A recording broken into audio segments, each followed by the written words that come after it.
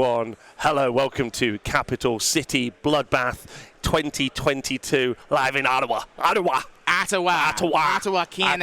Welcome to the tSports Network, the home of tabletop sports. I'm Rob, and this is, no introduction. None the 40K needed. Community need no introduction to the Falcon.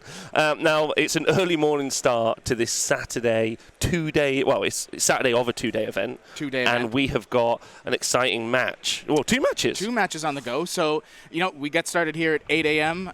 We spent all night eating shawarma and discussing how we were going to get this set up. And here we are. So we got two matches for you guys. I hope you're Mr. Miserable. Yes, very excited. We've got Caleb Edwards versus Diogo Pita, two best of friends. They drove here, both running armies that Caleb painted himself, and he is an amazing painter. And it's Necrons versus Dark Angels on table 1. And then we've got a double dose of Necrons because on table 2, we've got a slightly different take on the list with Thomas Palutnik playing Nick. What was his last name? We'll find out in a moment. So none of them are using the core rule. They won't be using that to help their army out. No, so that's the different take. We decided that they would not use core today. They're not core using it. Unnecessary. Unnecessary, not helpful. So just let you know who's in our crew. Our infield reporter and table boss is Rich. Thanks to Rich, big shout out. We will be getting some live coverage of the entire 114-person 40K event via Val the Heffelfinger, and our cameraman is Tom. So that's today. So two games now over this round. Then we've got four rounds today. 4 rounds today. Wow, what is it? The LVO, Pete? Yeah, right? But that's 8, is it not? How even is that? I don't even know now. I'm an Age of Sigmar kid. I don't know what about this. LVO is 8 rounds, 9 rounds, 10 rounds, 11 rounds, depending on the day. Yeah, 15 rounds. Sometimes. Yeah. It feels like that after round 4. We do have 4 rounds of coverage today. 2.5-hour rounds, guys, so we might see some games not fit to completion. It's definitely some guys playing against the clock today. So, we just were doing all the setup. You should be able to type ! list in the chat if you want to get the list. I know there's people watching, not yet, but in a minute. I know there's people watching from all around the world, and especially a special shout out to, we are on the tSports Network Twitch, but also I know for a fact we're in the competitive 40K Facebook group, and we're in the On Frontline Gaming Network. So shout out to everyone. If there's anything you want, please drop us messages in the chat. We'll try and bring it to you, and I hope you enjoy the coverage. So let us know what you need, and we'll get on with it. So if we jump over to table 1, and so this is Caleb. This is the best friend battle. Is that correct? Best friend battle. Caleb the best friend battle. Yep.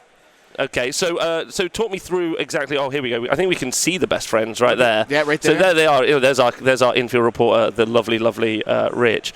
So Diego's on the right. Is that correct? Yes, Diego's on our right. Yeah. Yeah, in red, and in blue, white, and black is Caleb. Is Diego part of Team Canada? No, he was at one point, but they didn't like him anymore because he's got a weird European heritage thing going on. It's a whole thing.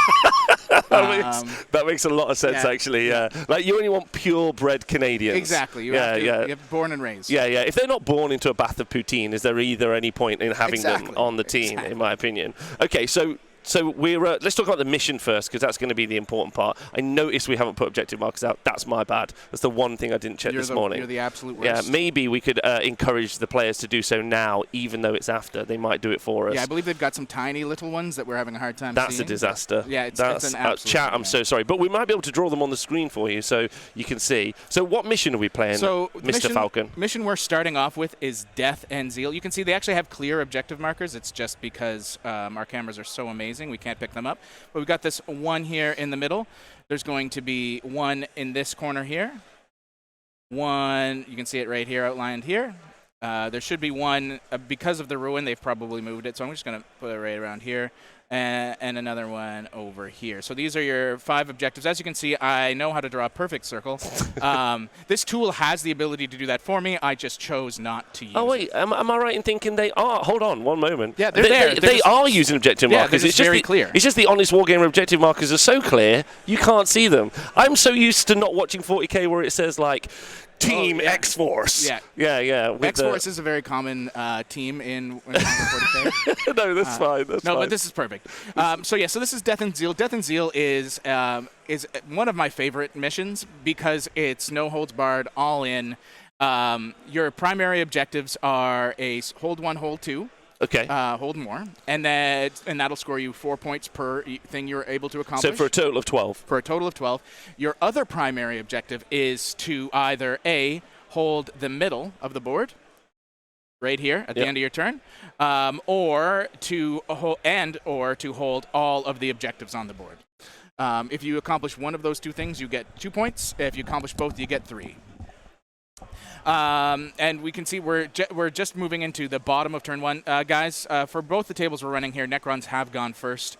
And Diogo started off hard. We're waiting to get an update on the scores. They are uploaded to ITC Battles app, and they are synced to us, so we should see something shortly here once Richard submits the score. I do know that Diogo did manage to score at least 2 points on his opening round by touching the middle objective with his little bad boy. I believe that's his Transcendent Catan, if we can maybe get so we're just waiting to get there. The overlay should be getting updated soon, and you should be able to see the secondaries and see the score in a moment. But round 1 of an event, always going to be a bit tricky. Yep. Maybe that's not going to work 100%. So for these lists, as I mentioned, both Necron players that we'll be watching here running slight variations on the same kind of idea.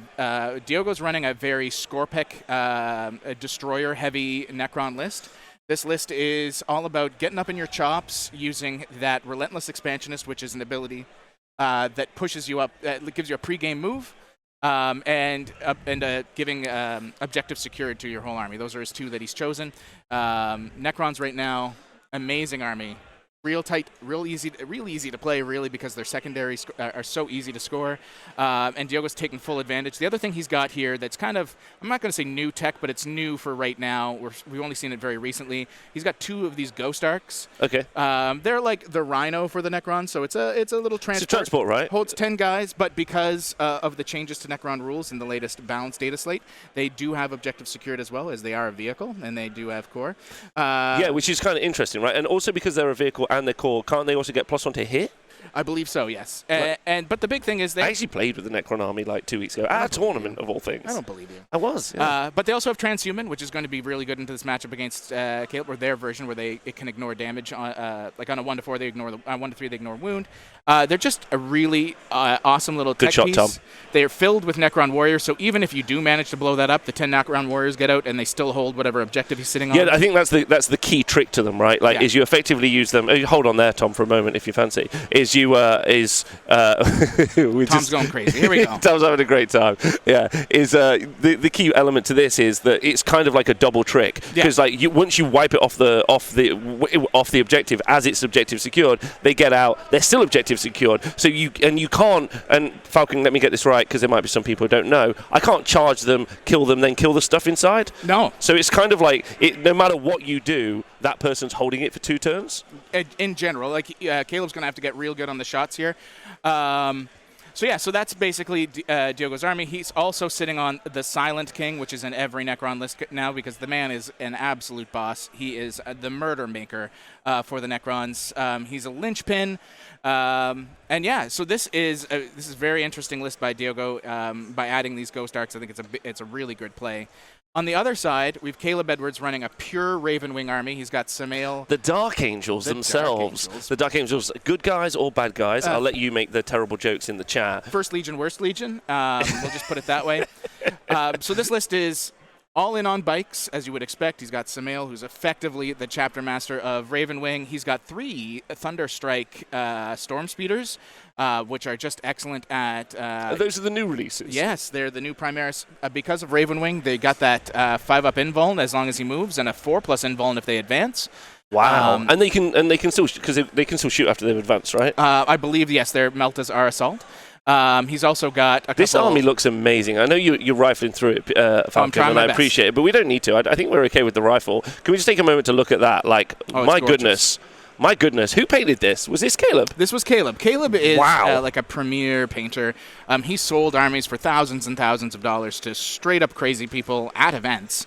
And I believe he actually has... Caleb played the last time I was here 3 years ago with the Orcs. He had the Orcs, yeah. Wow. Absolutely incredible stuff. And I believe he has 3 armies up for sale here today at the garage sale. That he painted this week. He painted this week. Thanks, Tom. Incredible stuff. So Samael will be in that little bubble there. I think we just saw him. We're kind of cutting away, but so Samael's right in the middle right here. And there's also a Talon Master in there, providing as many rerolls as possible.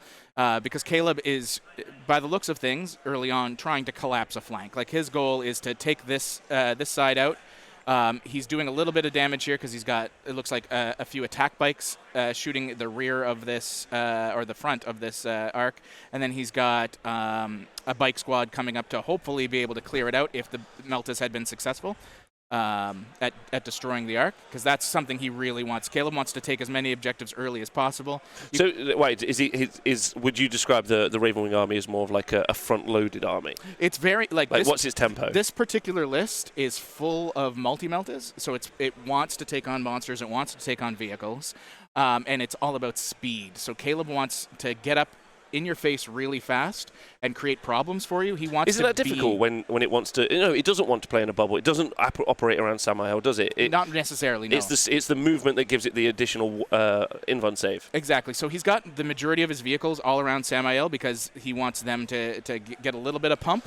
But those bikes, they're going to go off. They're going to tag objectives. They're going to cause Diogo to have to split his forces. Because Diogo's running outside of this, he's got, I believe, 2 squads of Scorpec destroyers and 2 squads of Ophidian destroyers, which are heavily melee-based units. They don't have a lot of shooting, and while they can be fast, they're nowhere near as fast as Caleb is. So if Diogo's having to split his forces, it's going to it really limits his play with like the Silent King and everything else. Caleb's also done a really good job of protecting his vehicles from the Silent King. So the Silent King, like, is he inherently a shooting piece, or a mixture? He is a mixture, but you can just by where his positioning is, and like this is Diogo like really appreciating the amount of multi-meltas that Caleb has in his army. Like he's going to start as a shooting piece, and then once Diogo's able to clear off a couple of these front pushed up bikes, I fully suspect what we'll see is he'll come out to play. He'll pop out from around this, and then he'll get into close combat because he isn't a slouch. He just Diogo just needs a couple multi-meltas to drop for him to feel comfortable doing. Good opportunity, I think, to talk about the terrain here at Capital City Bloodbath. So while it is mainly player placed, the 2 central pieces do not change on each map. So the 2 central pieces stay the same, yes. And then they player place the rest of the terrain. So yes. that seems quite effective. It is, and with the way most of these missions are built, the player placed, it tends to be relatively rigid as to where everything's going to be. Okay. So if you look at every table here right now, because of the way the mission is and everything else, other than these crates, I would say just about every big piece is exactly where you're going to see it on every table. So we have these two-story pieces here that are obscuring. But the windows are wide open on them, so you can shoot through them if something's touching, like this Catan. But otherwise, they are blocking line of sight, which is great for Caleb here because the Silent King really doesn't have a lot that he can currently shoot at. Great. Oh, so we just heard that in the shooting phase, because we're currently, just to keep everyone up to date, we're in the first turn. The first turn was won by Diego. Yes. And so he's gone first, and then and he didn't do much with his first turn shooting-wise, right? Because he had no opportunity. He really had very little opportunity. So really this was about positioning for Diego to score big first turn. He did get 11 points. But between the Thunderstrikes and the Landspeeder Vengeances, they're kind of in the circle that we were talking about. They did manage to pick up the arc that was here, which is good news for Caleb. He does have the opportunity to get off some charges. It looks like one warrior was picked up as they kind of collapsed out of that burning wreckage. Yeah, so this is good for Caleb. It's not an easy charge, but he could get in here with some of these bikes and mess up these warriors and really start doing what he needs to do, which is take these objectives back. Another thing about this mission, Death and Zeal, that a lot of people forget, and it's really key, is this mission has what's called sticky objectives. So if at the end of your turn you have an objective secured unit on the Tag and go. Tag and go. You can walk it's called off. Sticky objectives. Yeah, you can do it. Well, we call it sticky objectives. We call it tag and go. That's so weird. Yeah? Sticky. That makes it sound gross. Yeah. I know it's 40k, and it's all and I assume looking at this is some sort of, as always, Hive Death World. Listen, the amount of cities that there are in 40k that are abandoned is wild. It's really crazy. It's wild. You would think that they would have some kind of infrastructure. House prices must be insane. Yeah. Well, I think have block. I mean, look at what it is right now where we are. And imagine in the 40,000th. Yeah. Maybe that's the Inflation entire is reason for the insane. strife. I haven't even thought about that. So it looks like one of the other land speeders has gone and picked up another 7 warriors. Dicky here. Yeah, Dicky's updating me. Yeah, it was the last 2 Landspeeder Vengeances have picked up a large chunk.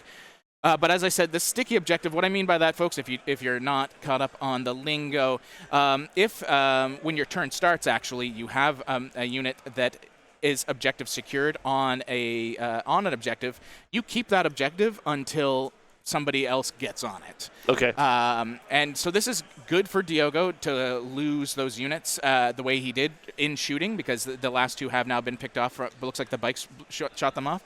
Diogo keeps that objective now until Caleb's turn. Until Caleb's next turn, really, before he's going to be able to put anything on it.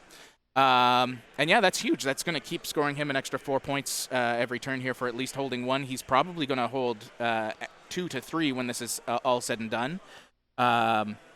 Yeah. Okay, interesting. Thank you to the 95 Ginger Rage for the super chat. That's my first ever super chat I've ever been a part of. You've never been super chatted? We don't do the super chat on the TSN. Well, we have to read it, so it's 10 CAD. Yeah. I don't know. Falcon and Rob, my 2 faves. What a great start to a Saturday morning. Looks like a day of painting and watching some 40K. Love the energy and banter. Hope the voices last for you. Stay hydrated. Well, I plan not to stay hydrated because I hate when people tell me what to do. Yeah, right. I'm going to try and stay as hydrated as it's possible to be.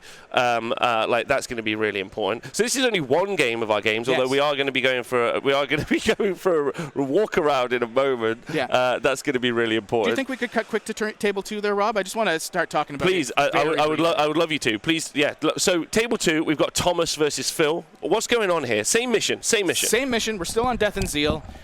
This is Tyranids versus Necrons. This Necron list that we have running here is pure destroyers with the Silent King. So there's no Ghost Arc tech.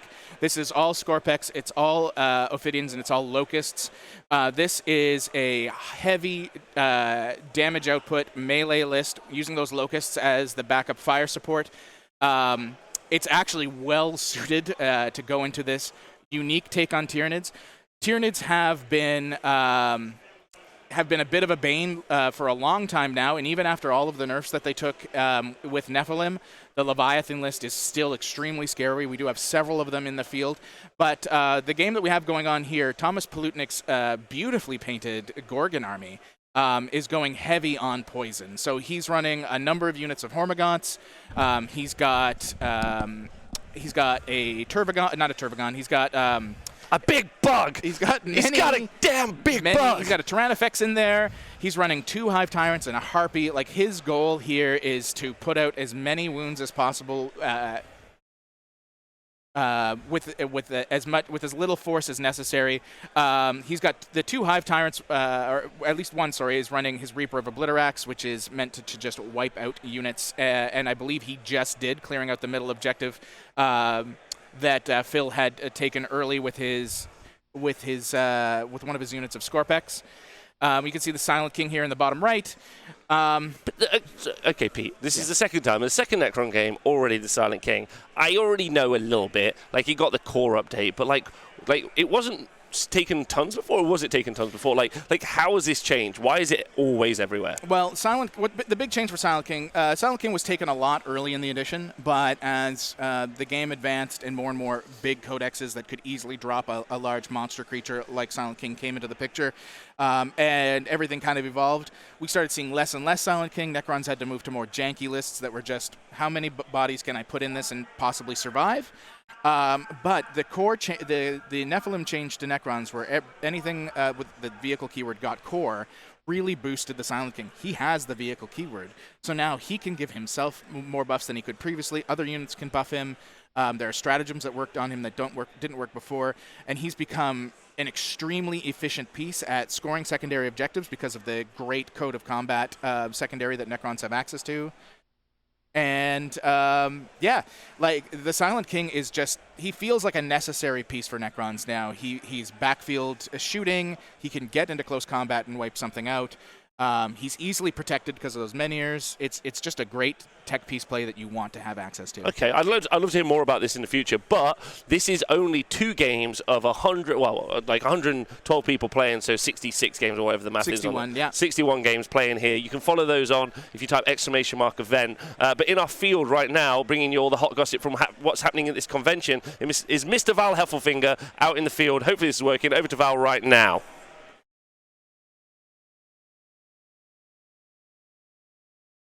No.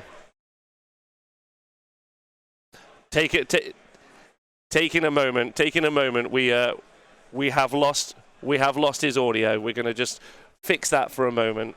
Just take a moment, and we'll go back to Val in a second when I fixed the audio, because I just didn't fix it then. You didn't fix it then? I didn't fix it That's then. okay. I don't know why I didn't fix it. Like, he definitely was using it, but yeah. I'll get that fixed right now. And he's so depressed. If you guys could see his face right now, he's so sad. We're making him go back into the field. Yeah, you got to go back into the field. We're gonna have to do this live, chat. I'm sorry. I wanted this to look a little bit more professional. I'm not just streaming on the tSports network. I'm streaming on FLGN and the comp page. So, like, I wanted it to look a bit professional. But I'm sorry. I'm gonna have to do a bit of live tech support as we go live. So over to Val. He's gonna talk. I'm gonna press the button to make him talk, and this should all be working. So Val's gonna try and talk right now, and then we could just look. No audio from him right now. I can just talk about Val. Me and Pete can. So, he's definitely working. Don't worry, your microphone's working, bro. You just stay there. Tom can maybe... Yeah, you can just do a walk around. Tom, give us a walk around. Me and Pete will talk about the event. Pete, talk me through the event for a second. So while Val tries to talk. We do have 114 players here going live. There we go. We were just on the wrong scene. That's all me. We're back, baby. We can hear you. Okay, so I'll go do it again? Yeah, let's go. Let's do the intro. Let's cut him in. Okay, so here we go. Over to Mr. Val Heffelfinger, live in the field. Okay, he's ready. Here we go. Okay, do the test. Please turn around. Please do the test. Please turn around. Please do the... Hello. This is probably Val Heffelfinger doing this again. And what I was saying before is I'd like to welcome you, quick pivot turn, to the capital city Bloodbath. Here in Toronto, not Toronto, that's where I'm from. This is Ottawa, Ontario, Canada. Canada's national capital, has a really beautiful big building on a hill. Usually Canada's largest tournament. I'm joined here by Canada's most average height to you. How are you doing, Darren? I'm good. Now, obviously, it's been 2 years because you guys got double burned by the COVID pandemic. 3 years. 3 years. Well, this is the third. Look, we're not mathematicians. Nonetheless, how are you feeling? Is it exciting to see all the people out here playing again? Yeah, I mean, this hall is bursting full. We actually maxed the venue's table capacity. So, yeah, it's really good to see everybody back. And then people are hungry for it. People are hungry. And also, something about Capital City Bloodbath that is pretty rare and amazing is lunch. And people will be hungry for lunch. What's being served today? Today's lunch, I believe, is artisanal sandwiches. Okay. I mean, that's pretty awesome. Now, Darren, you are aware that that one of the commentators often will review events after the fact.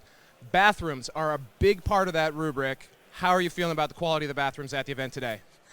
I think our bathrooms are pretty good. I mean, this venue, it's a convention center, so it's made for high volume flushing. So I think we're good. You heard it here, folks. First, Darren says, get out there and punish those toilets. We're going to flip right back to the booth. Okay, so welcome back, everyone. That was fun. I thought we were going to get more of a tour, but that's fine. That's a good intro. That's a good intro. So, hello, everyone. Welcome back. And you're here at Capital City Bloodbath 2022 live on tSports Network, FLGN, and competitive Warhammer 40k Facebook page. I think those are all of the places in where we currently are. We've got two games: Necrons versus Tyranids. Both players. And the Necrons and Tyranids have both had their first turn or into their first turn. I think we can have a little quick look at the scorecard now. As you can see, both started on 10 points for fully painted. That's what the little paintbrushes are. Congratulations to both of those.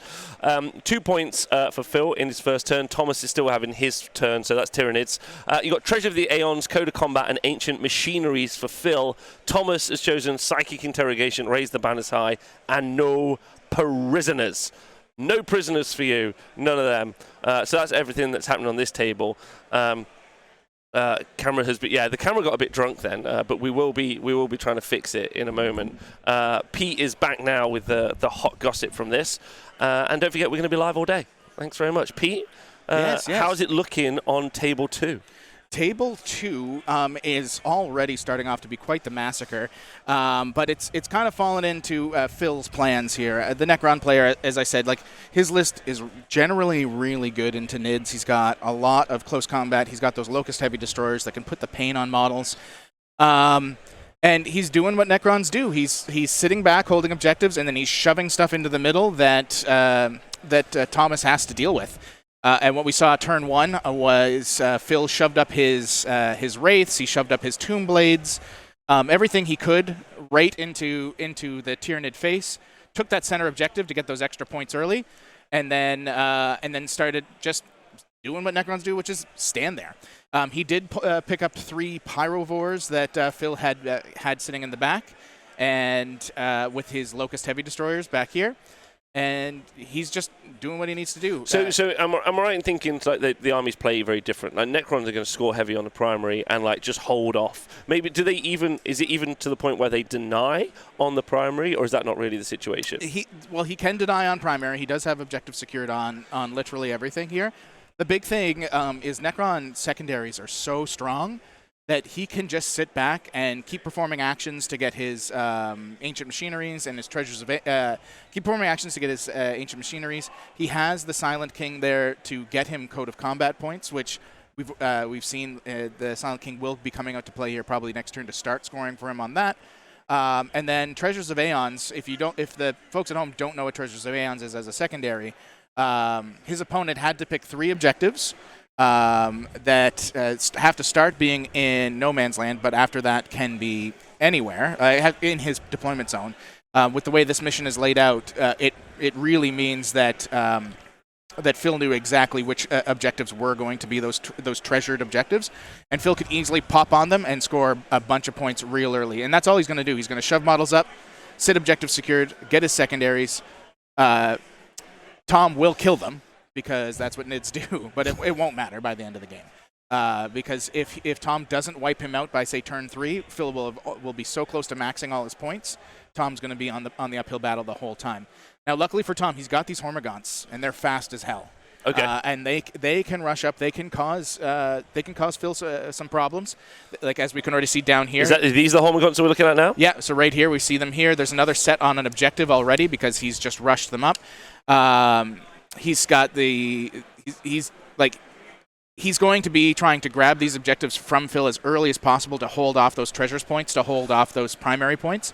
Yeah, it's interesting. So it's a very interesting. It's a hold the line army versus like it's a castle versus a castle attacker. Yeah, effectively. Okay, so we've got a big castle wall for the Necrons versus. Okay, I like that. That's quite interesting. And the big thing for NIDS right now is what is this Reaper Hive Tyrant going to accomplish this game? It's already picked up 3 Canaptic Wraiths. So what does it do? What does it do? Why is it good? So he's got in and around 1 billion attacks. Okay, perfect. And the main thing is he's got a relic called the Reaper of Obliterax, which every time he succeeds at wounding a unit, he does an additional mortal wound. So when you add that on to the massive damage that his bone swords can actually do, he can just start picking up model after model after model. It's perfect for multi-wound models, which all these destroyers are. And so what we're going to see is if he's not dealt with in the next 2 turns or so, he's just going to hop over here. He's going to pick up these heavy destroyers, and then he's going to jump into this castle unless the Silent King can come out and play. Well, so should we take a moment to listen into... we should, again, tech test live in round 1. Round 1 should be the tech test. Yeah. That's what everyone should just get used to. Let's see if we can listen in on the players and see how they're doing right now in their game.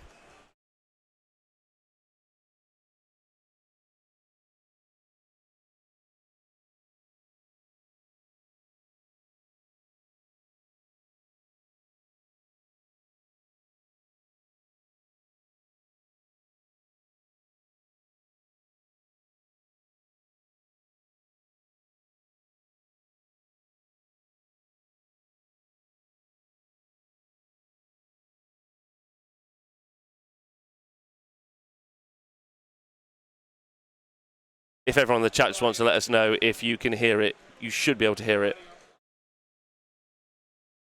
No audio. Okay. I think you can hear it. I think I had to press a button. Okay. Okay, appreciate that, chat. All right, no audio there, apparently. Okay.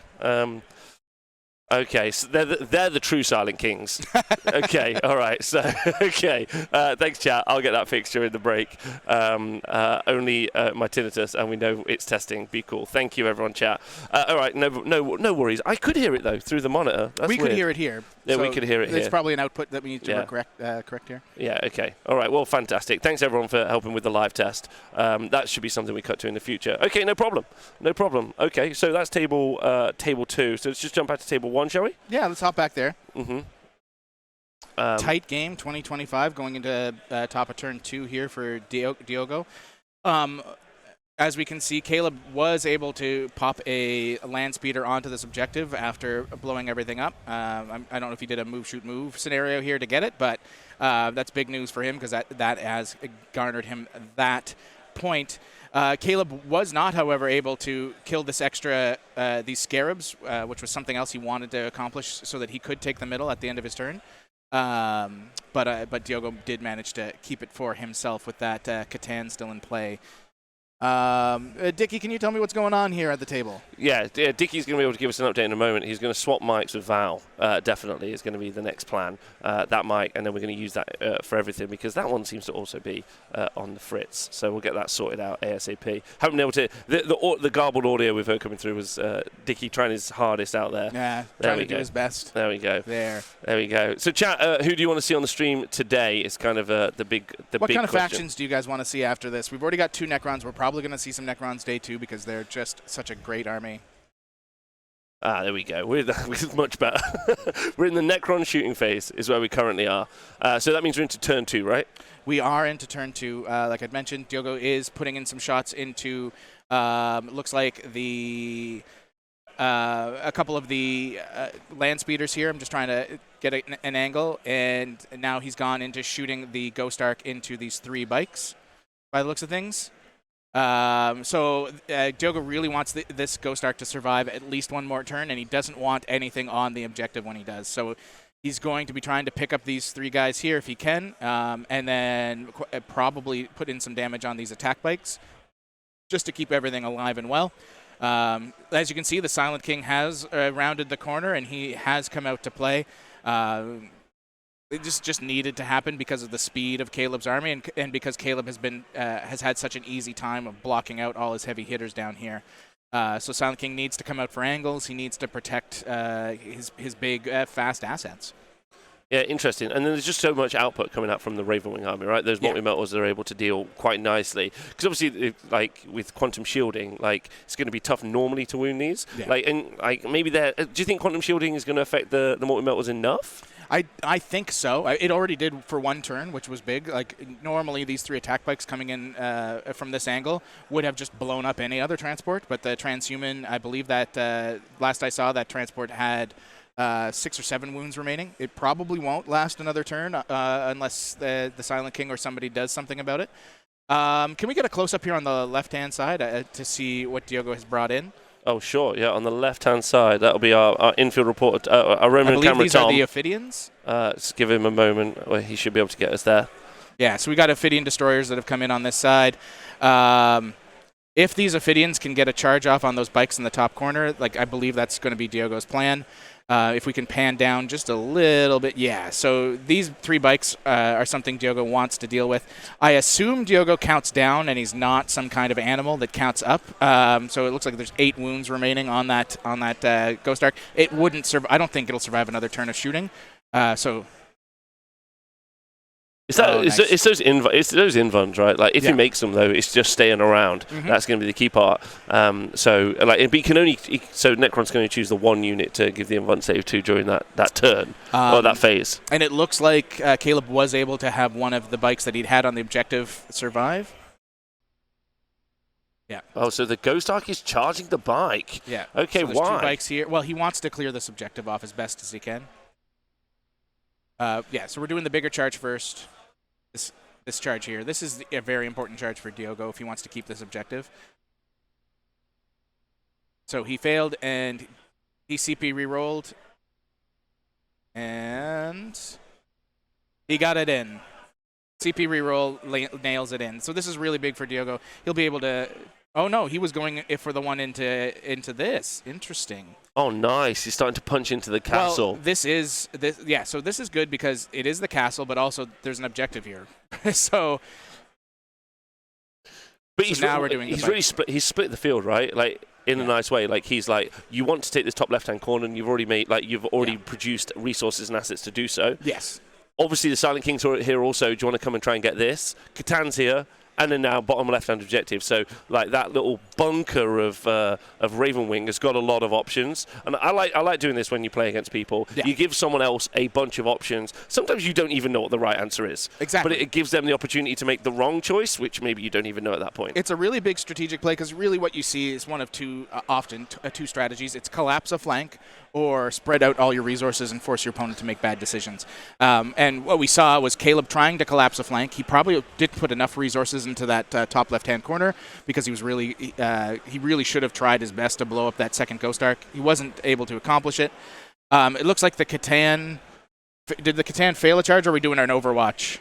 Yeah, so got to confirm that Blood Angels Dark Angels are overwatching into this Catan charge, into this unit of, I believe those are attack bikes. Did they get any? Did Dark Angels get any? Ravenwing get any bonuses for that Overwatch? No, but with the multi-meltas, even if he gets one in, it's going to be big because the Catan has already taken the max wounds it could last turn. And does that mean it could potentially die this turn? No. No, but he'll be down to possibly 3 wounds, and then he could die in the close combat, which is really something Caleb would be big on. But it looks like he did take a multi-melta to the face, but he saved it. So nothing going on there. How do you save a multi-melta to the face? Well, usually it's that Smile. inbound save. That you smile. You smile and try really hard. But this is really, really good for Diogo. Getting off this 9-inch charge here into these bikes, having to reroll, but getting the charge in on this land speeder. Like this objective is now. This objective is now his. This objective is going to stay with him. So last charge was this last unit of Ophidians, and they failed. But that's okay. I think he's got enough damage output here. Plus, he is objective secured with these Ophidians, so he'll be able to take this objective back. Take this from Caleb regardless. So they're in a good spot. He's in a very, very So good Ophidians, do you think that we got any opportunity for any interrupts from Caleb right now? So we got the combat in the top left-hand corner. Yeah, I don't think you're going to see any kind of interrupt here. The only one that might have interrupted were the attack bikes, and Diogo's going first on that. These 2 bikes aren't going to do enough damage to this Ghost Arc for it to matter. And vehicles are not normally well known for punching anything. No. I mean, depends on the vehicle, though. Yeah, Silent King's a vehicle. Yes, a vehicle. The rider makes a big difference. Yeah, I guess it's not the actual. No. I guess it's the guy atop the chariot as opposed to the chariot itself. Yeah, that makes sense. Okay. Oh, that's good.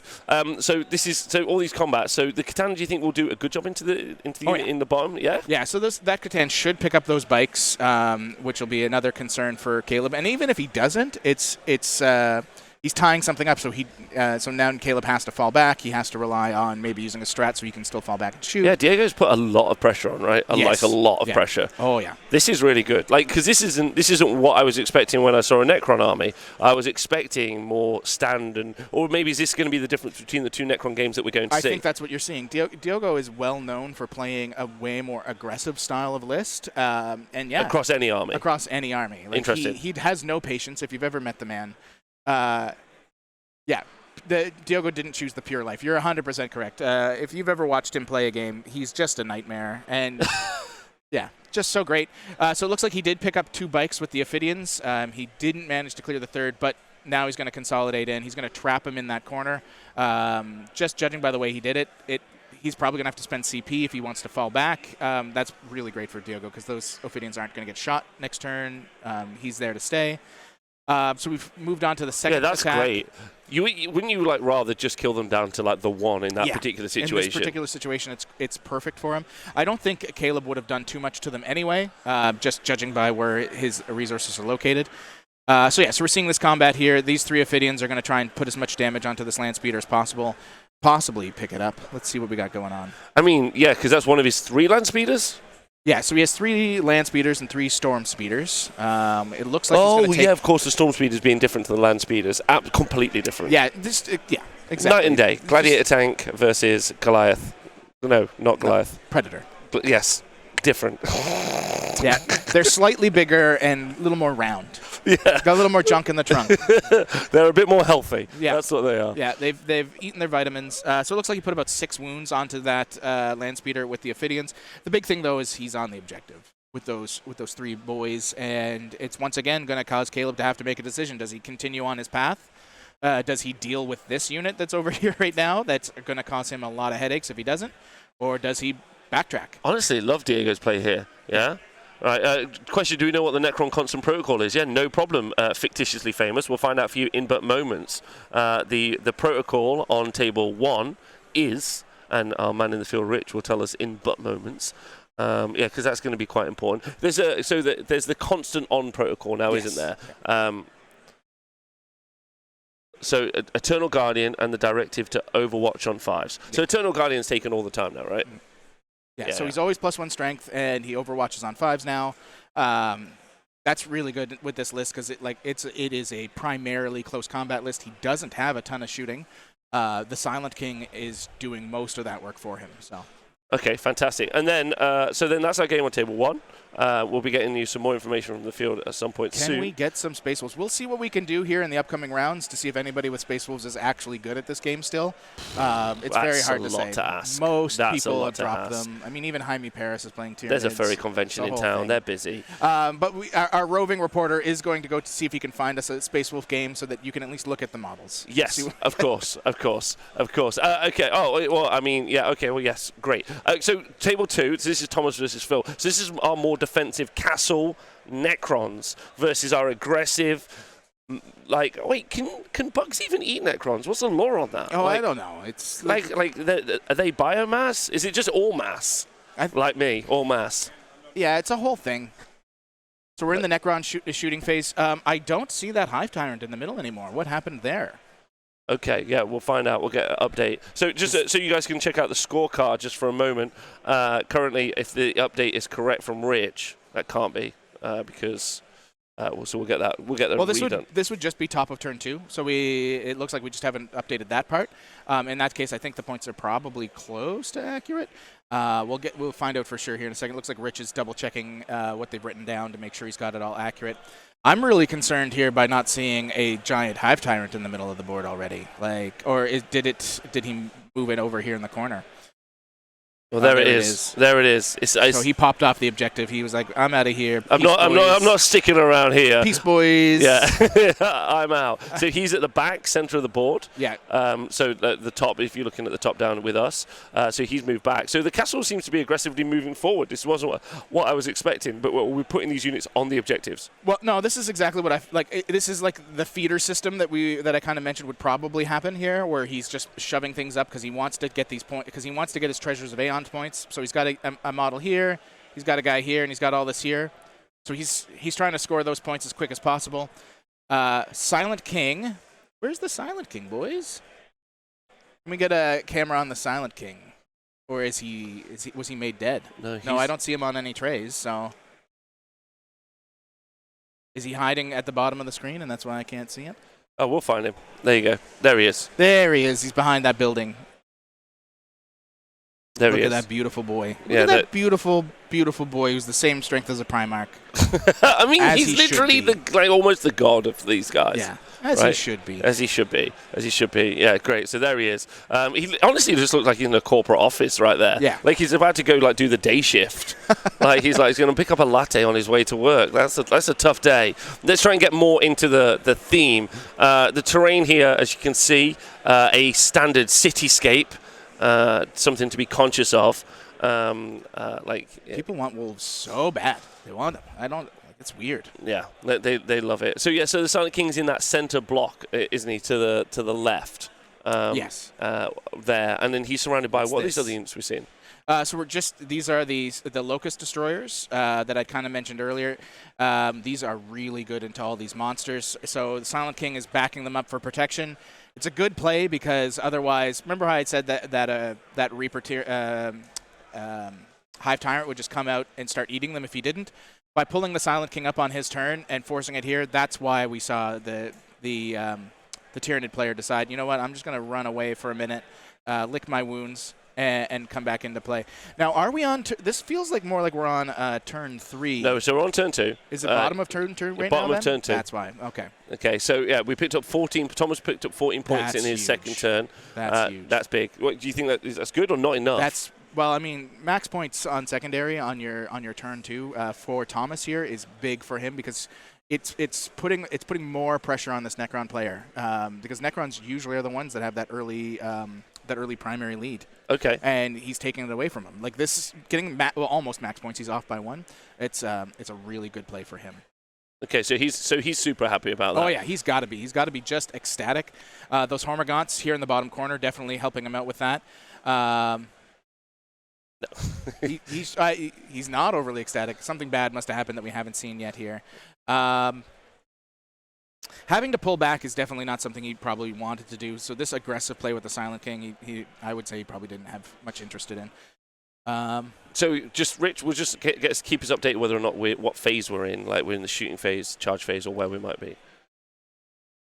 One more unit to shoot. Who we seeing shoot what? What did our Necron player lose here in the shooting phase? I do see one less Harpy on the board. Yeah, so the Nids lost their flyer. Yeah, in the bottom right-hand corner, we lost that. The bottom right-hand corner. Yeah, we lost them in the bottom, right? So, yeah, we lost our big flyer there for the Tyranids. That means that they've lost some of their mobility, right? Like, to strike into the opponent. The Harpy is a really big turn 1 play. Once that turn 1 happens, you're really just, like, hoping for the best. Yeah. It's an amazing tech piece. It can pick up characters if you're not careful. That Stranglethorn Cannon's amazing on it, or Venom Cannon, depending on what he picked. And lots of mortal wounds it can put out if it flies over the right units. Necron player put a bunch of wounds on the Malanthrope as well. It's down to 2 remaining. 2 left. Very interesting. Very, very interesting here. So then, do we think we're going to see any charges from the Necrons, from the Tyranids here? Sorry, what do you expect to see? From the Necrons. From the Necrons? We're in Necron's turn, right? If we're on the Necron's turn, it has to be turn 3 is the problem. So we still have to be on Nids, or there's just been a miscommunication about who went first. Round 2. So they must have had. We were told Necrons went first. They must have gone second. Yeah. Okay. Cool. Thanks, Dickie. Dickie guy in the field lying to us from the beginning. So it looks like Crons are measuring out to see if there's any viable charges. If there are any Scorpex or anything nearby, like he's going to want to try to clear out more of these Hormagaunts, because this middle block is just going to come back and pop on objectives and cause him more grief. Having a Malanthrope down to 2, losing the Harpy, it's not the worst case scenario here. He's got lots to strike back from, right? Because you've got whatever Phil decides to do with his Necrons, he has to push into the objectives in the top left, the middle, or the bottom, and you've got some big opportunities for Thomas to charge out. Can we get a close up on that charge?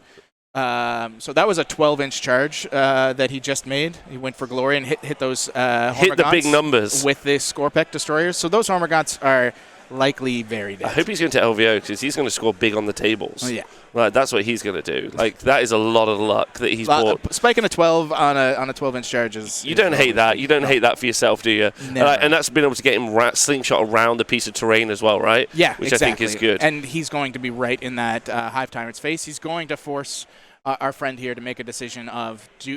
because guaranteed this Hive Tyrant was planning on coming in and dealing with the Silent King, and now he might have to deal with these Scorpex that'll be touching his butt. Yeah, yes, he will. He will. That'll be after his first port of call, which is nice because that means that the terrain, the terrain plus, that is going to block out some of the movement into the center objective, right? Yeah, exactly. Which is nice. Okay, I love that. That's really fun. Yeah. He's got to be really happy about that charge then. He really does. I mean, he does have these Tyranid. I believe these are. We've got some Pyrovores. These might be the Biovores that are left here, which can kind of cause some move blocking. If he absolutely needs them. He's got his Zoanthrope and Neurothrope that can psychic off some of these units, but he's not in this charge he did not want to have happen. He wanted these Hormagaunts available to steal back this top objective, I would say, is what he would have done, and let the let the Hive Tyrant come in, try to land around here, and then smoke the Silent King from the side. So he's gone in, he's charged, and we've got 6 dead Only Toymagons. 6. Only 6. Not as good as you thought. No, I thought he'd pick them all up, or at least get enough of them that a leadership test. How do you feel about the strike back?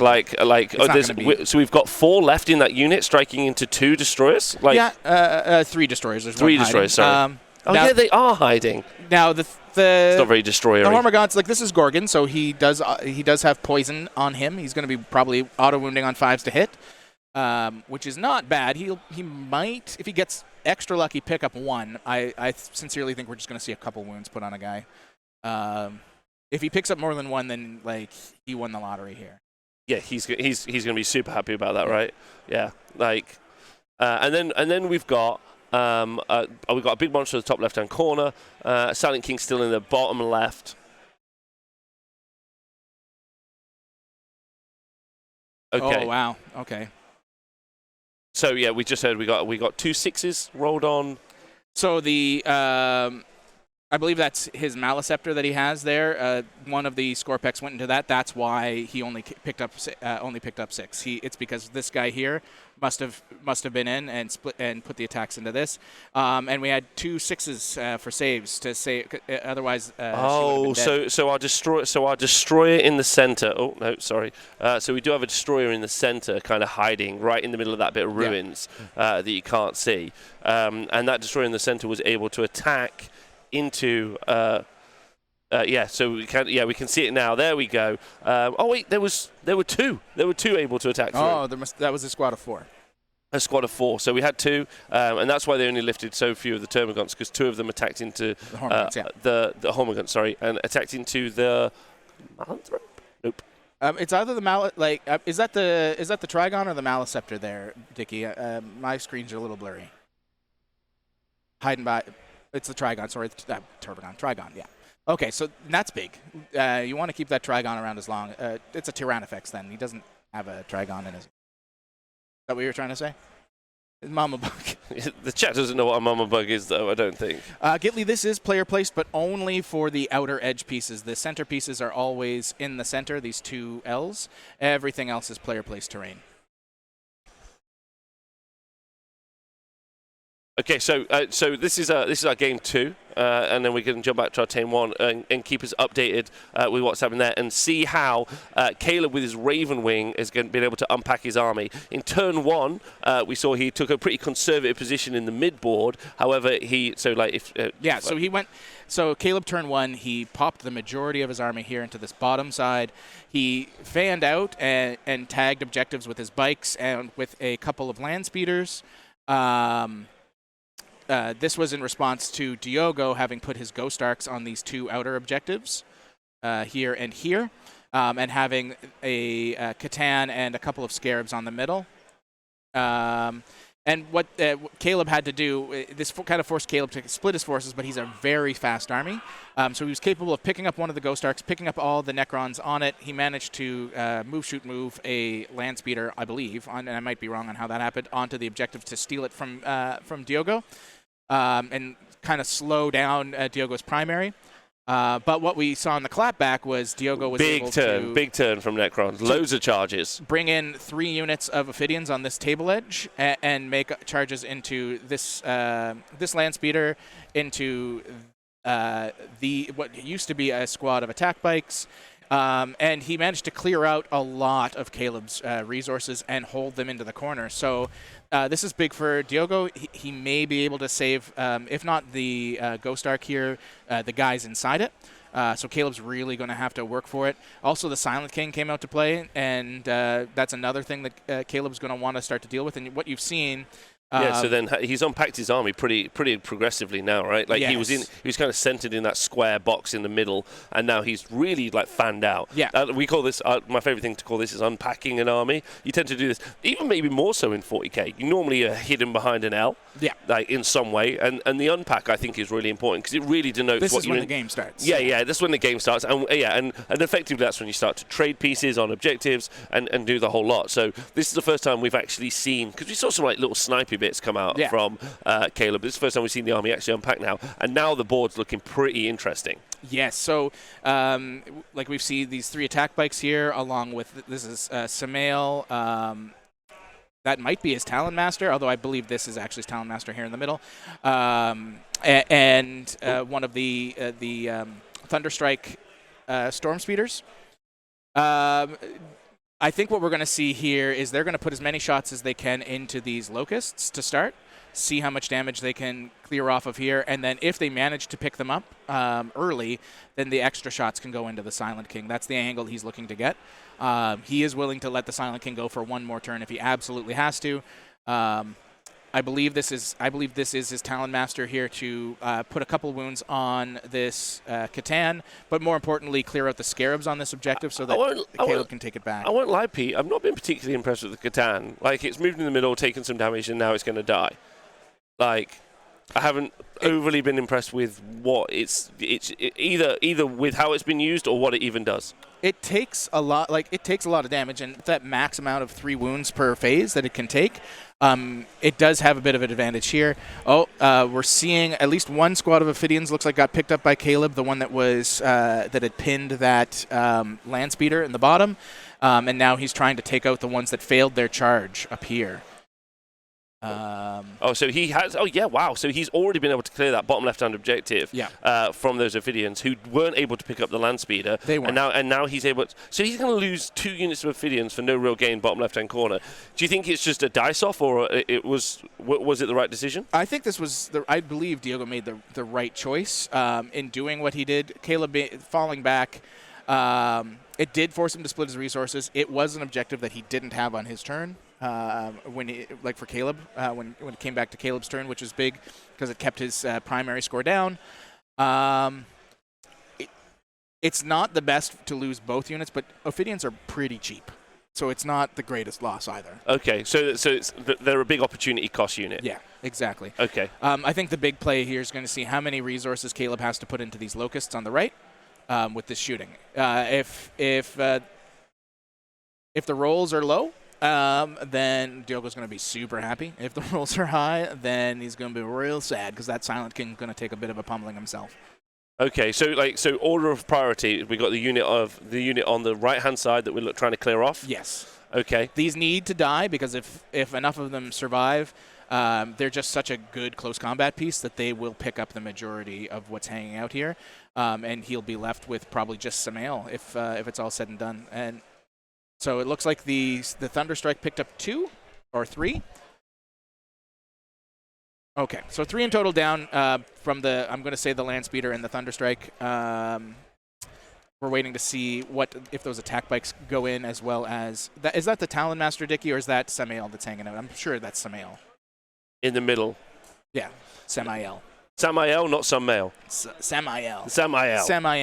Yeah. It's a whole Dr. Zeus thing. You can see him there in the middle. Again, these armies are absolutely outrageous. Like, they look fantastic. They're so gorgeous. Caleb is a beautiful painter. His OSL highlighting is incredible. We're just getting an update here from Dicky as to what's going in next. Oh, wow. Okay, so this is a unit completed on the far right-hand side. So with all of that shooting, Diogo then used reanimation protocols and rezzed 2 of those Scorpex back up. So just to get it right, you go through this whole cycle of a single shooting profile from a unit, and then after you remove the casualties, do you then go through reanimation, or do I do it at the end of the phase? At the end of the phase, or at least I'm assuming Caleb was just like, I'm done shooting them, and so they just did it right now. Would be my guess. And bringing 2 back is huge. And bringing 2 back is massive. That's really good for Diogo. So that's on the far right-hand side. Yeah. So now, at least at the end of the phase, because now,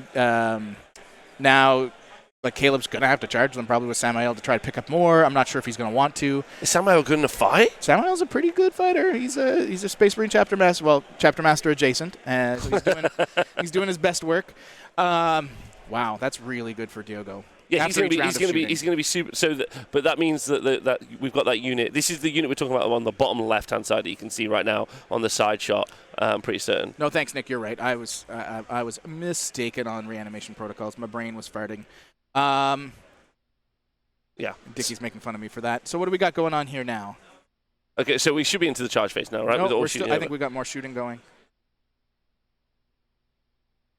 Oh, okay. So they have gone back to shooting into the unit. Okay, so he started again. Yeah. Okay, so like this is interesting because all of the damage this takes on the far right hand side is going to detract from how much damage the Silent King is taking at the moment. If he's going to take any. If he's going to take any, does that mean the Silent King's got the opportunity to go into that unit or some of those units in the bottom? That's good. Oh yeah, if he wants to. I mean, he could decide because this is a lot weaker now on Caleb's side to just mosey on in here and bully literally everything. Caleb, I thought, like looking at the board state from the turn before, Caleb looked pinned in, but that is not the situation now. Like he is everywhere, and he's removed a lot.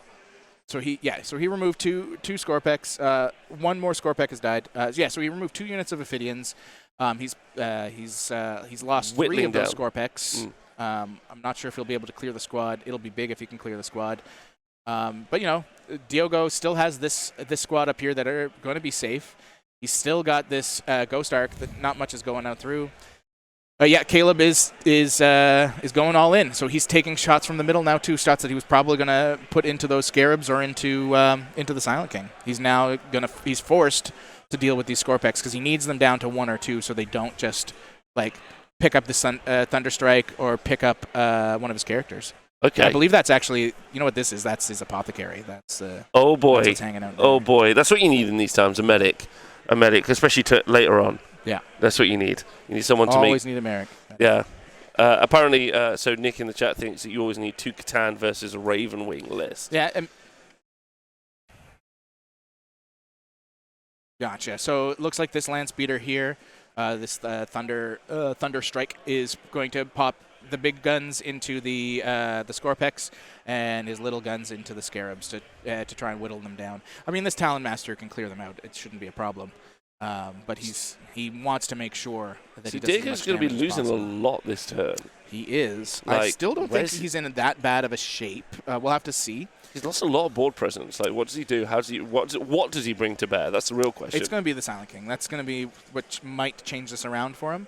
Because you're right, he did lose a lot of board presence. He does still have a little bit hanging out in the back that he can bring out to play. There is a unit hiding in this ruin that is not Scarabs that can come out as well.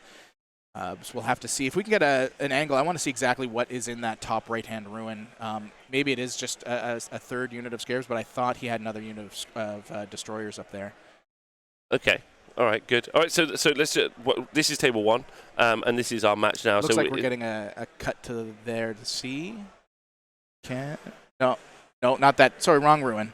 That's cool though. Yeah, I believe it's the opposite side. Yeah, the opposite side. That's a toughie. The ruins on the board really make it a challenge to find out where units are. Right, that's always the one. Thank you very much, Gitli. I'll get that fixture in the break. It was, so everyone knows here, an 8 a.m. start with 4 rounds. So we will be live until 9:30 tonight. Thanks for the subscription, Malcolm Long. You're a beautiful man. Appreciate that, everyone. Okay, but I'll get that fixed during the break. That won't be a problem. So it looks like 2 of the Scarabs have been picked up. Oh, yeah, see, so there's still another whole big block of Scorpec Destroyers here. And he's got his Technomancer. So yeah, that's big. That's good for Diogo. He's still got these guys in play. I'm less worried now. I mean, Caleb still has the speed. He's still got all those multi-meltas. It's not easy street for Diogo, but he's not in as bad a shape as he could have been. Okay. Yeah. Okay. So this. Do you want to cut back to? Okay. So go on after you, Pete. No, it looks like Caleb's just got the last of his shooting to do, and then we'll move to the charge phase. I think when we move to charge, maybe we cut to the other table and see what's going on. Yeah, so just jumping over to table 2 and get you updated with what happened from the beginning of turn 1. We know that, just to double check, I'll get this right. So Thomas with his Tyranids went first, moved into the mid-board. Necrons then did the same, and then in turn 2, Necrons really unloaded into the Tyranids. Yeah, so we saw like a lot of bloodshed in turn 2 for the Necrons. They did manage to clear out another unit of Pyrovores. They weakened both the Maliceptor and the Trigon. And the big thing here is we get to see what I kind of said earlier about this Necron like early game point disaster because of the way their secondaries are scored. 49 points in turn 2 for Necrons. bottom of 2. Like, that's insanity. He's already scored half of the maximum amount of points that he can score. Just because those Necron secondaries are so deadly, he did hold more, so he did score his max 12 as well. So yeah, if we take a Gotcha. So he's already got 10 points on Treasure of the Eons, and then Ancient Machinery is also up on 8. And it looks like there had been a mistake in Thomas's primary earlier as well. He's down to 7, so that's better for Phil, because I thought him maxing primary was incredible. Being only down to 7, much easier for Phil to do his work. Max 15 though, and those secondary scores. That Ancient Machineries is like the average score for Ancient Machineries right now in competitive play is 11 of 15. 11 to 15. It is the highest scoring secondary in the game right That's now. That's huge, because as I remember during the last chapter approved, generally the highest you were getting towards was 10. Well, that was for something that we would consider as average, like broken. Yeah, like yeah, that was way like over 7 or 8. Yeah, the average was lower.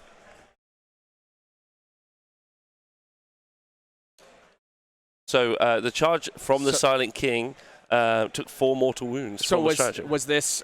Sorry, was it the Silent King taking the mortals, or was this the Flyer? It took 4 mortal wounds from the Silent King when he charged in. How much damage did the Silent King take when that Obliterax went to play? Anything at all, or did he whiff? Are the Menhirs still there? I see 2 Menhirs, so I assume not much happened. Oh, they haven't done the combat yet. Okay. I was a little worried there that that Reaper did not do its work. Taking 4 mortal wounds is not good, but like he's still fine. He's going to put some hurt on the Silent King, having this because this is the centerpiece model for this Nid army, and he's going into this. Yeah. So. They're working through. It looks like they're calling a judge over because there's some little bit of complication here between the strike last on the Silent King and the strike first that the Nids have. Yeah, they're working out now. I feel like you should be able to hear the player audio because we can hear the player audio. Yeah. But I don't know why that's not working for you at home. The grates are, I believe, indeed a dense terrain, and that is all.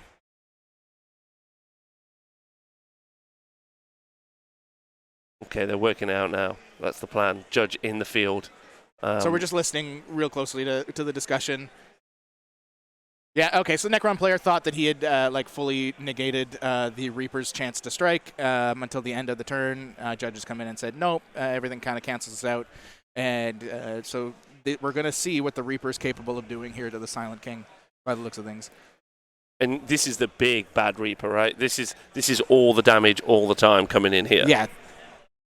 Oh, Silent King is going to be attacking first, though. So they're fighting through a window. Is that correct? Just one little window. Yeah. Just one window. Yeah, they're just hanging out. Look at this. This doesn't seem like it's possible, but that's Warhammer for you. Yeah, that's interesting. If you can use your imagination to think about gigantic bugs coming in and eating the very life force of your planet, I'm sure you can imagine that they can reach through windows. Yeah, they can. I feel like Silent they would King, look at the stick. They would knock the window over. Look at the stick. It's pretty big. Yeah, I'm with you. I'm with you. And generally, when you're fighting against kind of like Cthulhu-style monsters, they generally appear through windows, tunnels. Oh yeah. Like there's always a tentacle reaching out from some nether region. Let's be true. So, do you think that the Silent King's got the opportunity to take him out, or that's probably unlikely? He does for sure have the opportunity to take this off. But we had Lethal Miasma popped by the Tyranid player, which picks up one of the Menhirs. That's real good for him. It's one less bodyguard for that Silent King. So that was probably, 4 mortal wounds that were popped off by Lethal? Okay, Hive Tyrant just would have... oh, no, he doesn't because he's Gorgon. Yeah, so he popped Transhuman on the Hive Tyrant. Let's see... Okay, so Hive Tyrant then now has got a 5-up invuln save in addition, right? Or has he got a 4-up? Has he got a 5-up or a 4-up? I believe, yes, you're right that the CCBB is using the 2-inch engagement, but they're saying you can't, you couldn't consolidate out of engagement range, which was a problem with the GW kind of update ruling. Okay, so we've got 4, 5. Oh, Wow, we can see the spikes there on the look at board. Those rolls. Oh my goodness, that's dear. I don't think that. I mean, that Hive Tyrant's going to have to live a healthy lifestyle here because that's a lot of wounds. Okay, let's see if he goes down. Oh, I'd love it if the player audio worked. 2 damage apiece. Okay, so he does have Catalyst up, so we're going to see. He only takes 2 damage, guys. There's more rolls to go.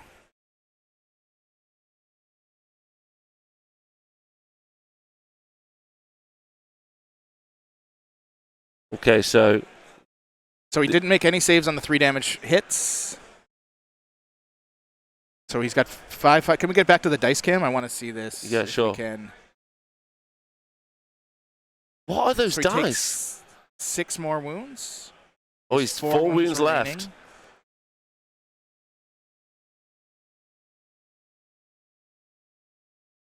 One 4 up here.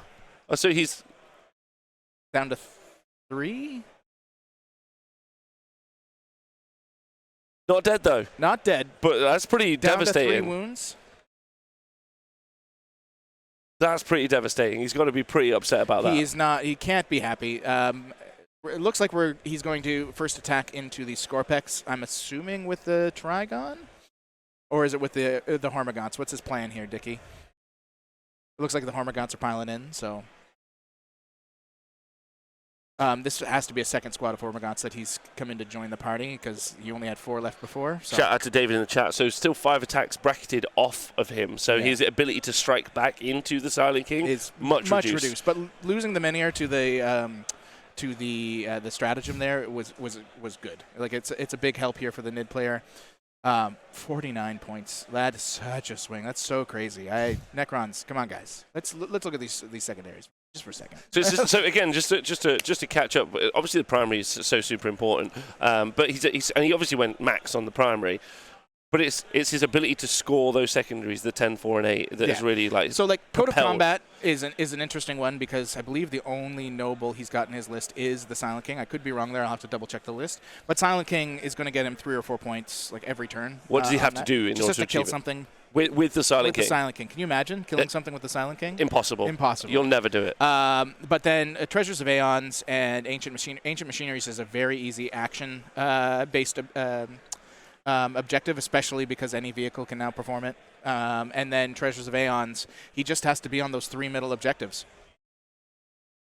So he just has to be on the 3 middle objectives in order to achieve it. And then he's getting those extra points. So it looks like 1 Scorpec was picked up by the squad of 10 Hormagaunts that So that was came the in. 4. That was the 4 who made the big 12-inch charge the turn before, and they were able to get some shots into the big bug top right-hand corner and do some damage. But interesting. I don't know. I wouldn't. My friend Darren has a really good statement. Makes a really good statement. Kill what you can, which always seems like a really effective kind of like.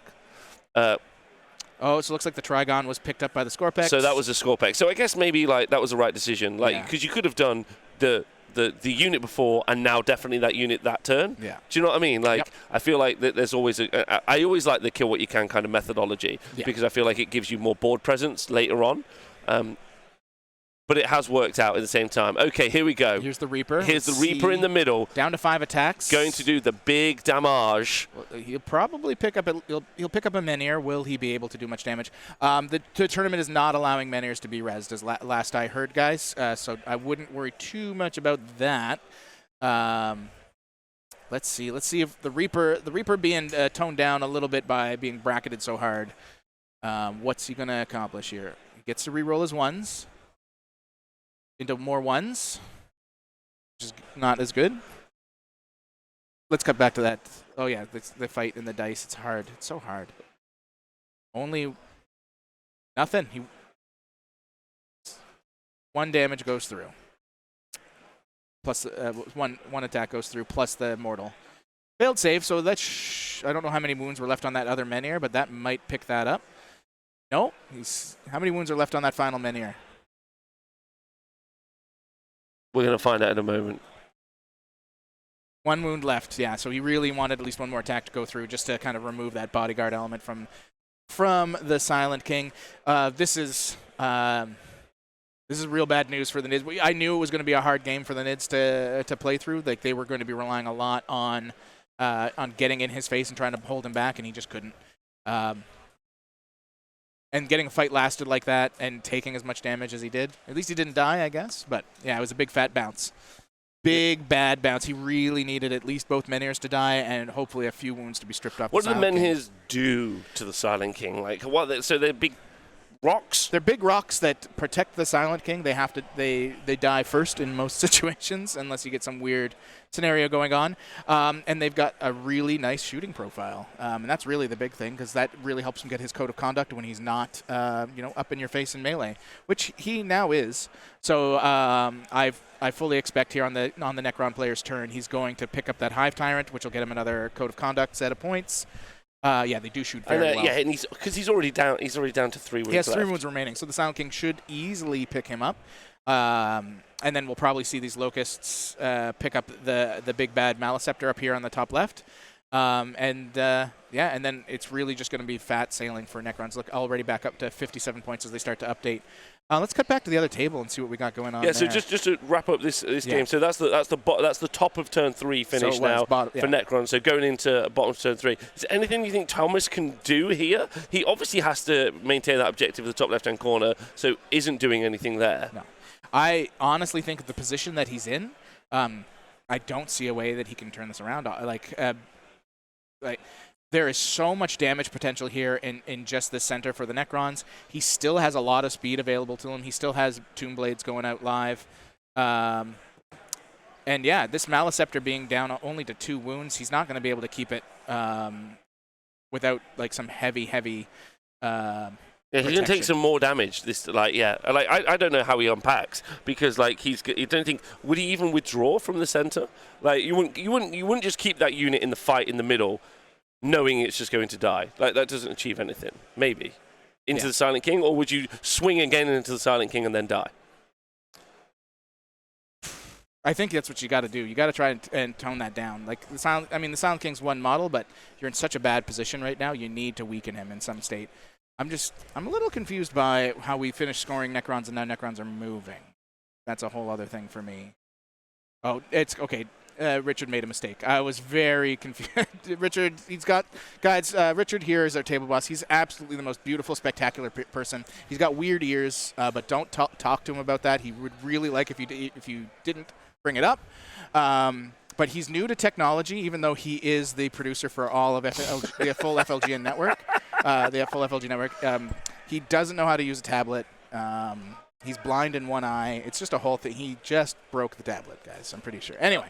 That's fine. Don't worry, he's doing good. Let's cut over to Valerie. Okay, all right, perfect. Okay, well, we're going to take a moment, yeah. So don't forget, these 2 games are 2 games that are part of of the whole of Capital City Bloodbath, the largest event happening in Canada. We're in Ottawa, and we're going to go over now to Mr. Val Heffelfinger live in the field, and he's going to let us know what's happening at the rest of the event. Here we go.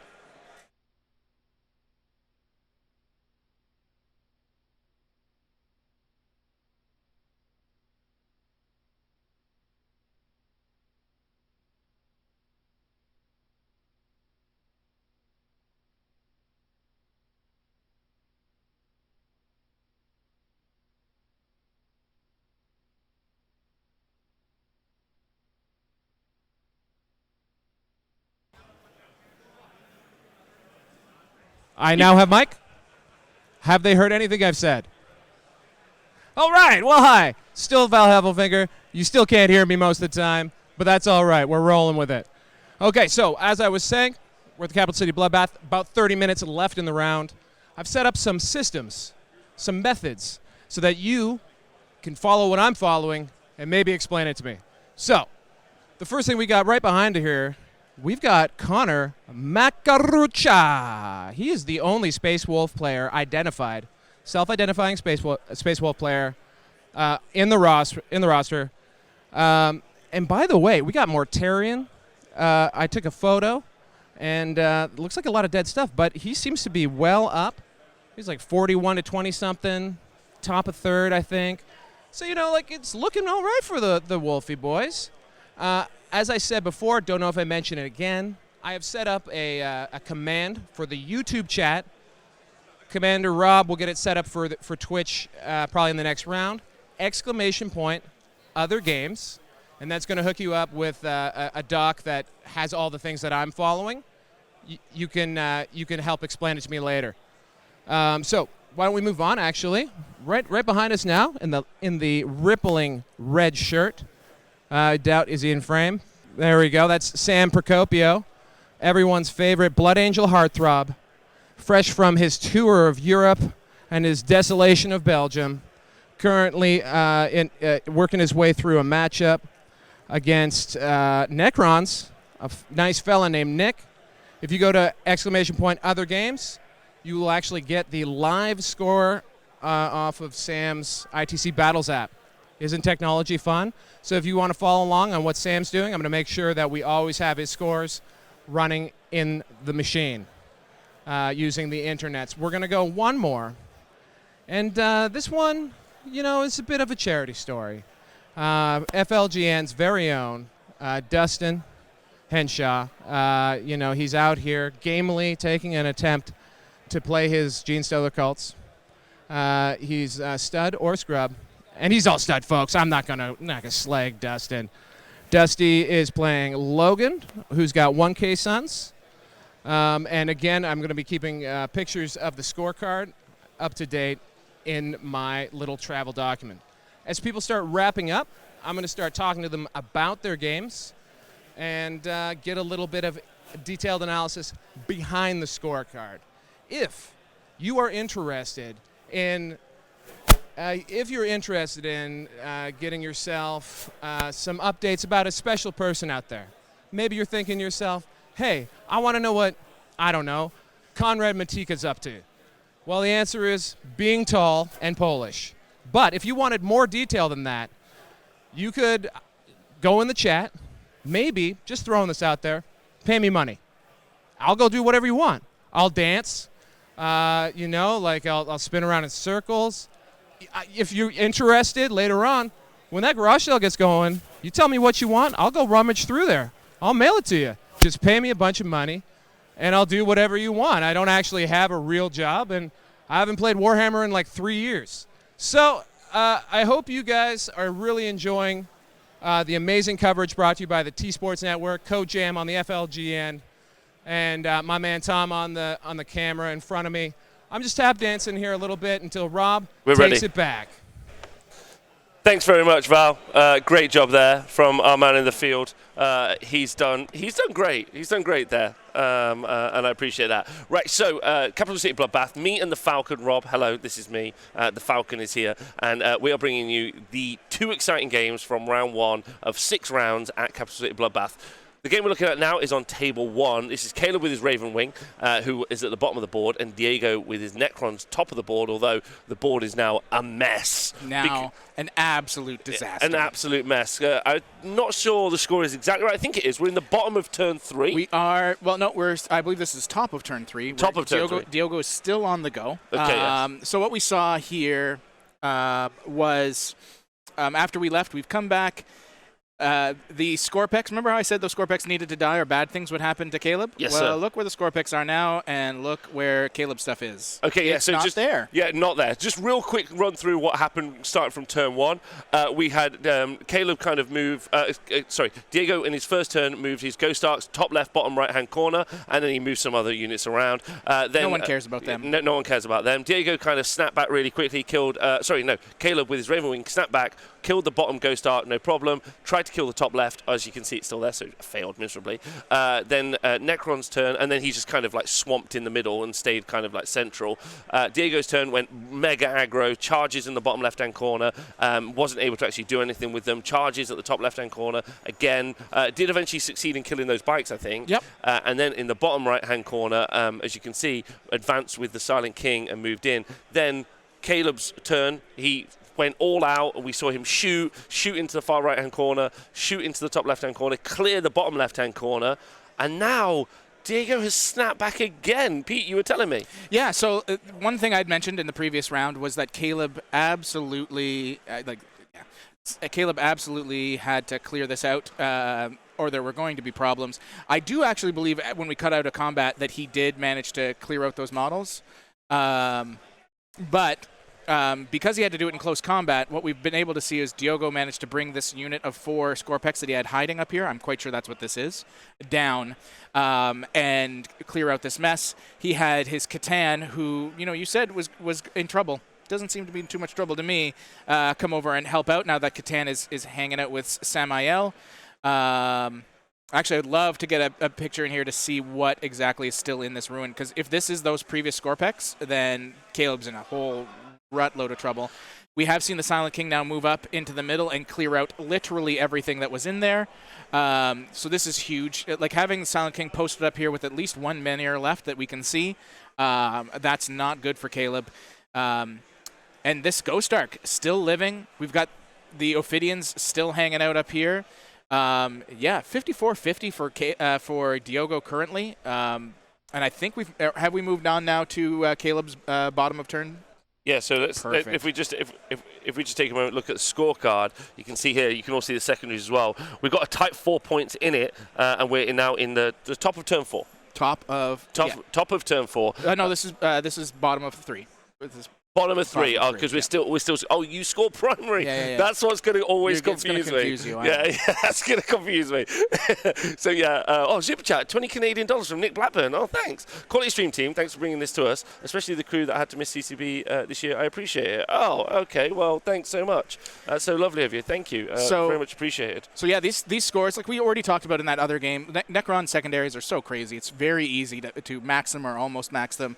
2 of their secondaries are averaging almost 11 points per game right now in competitive play, which is absurd.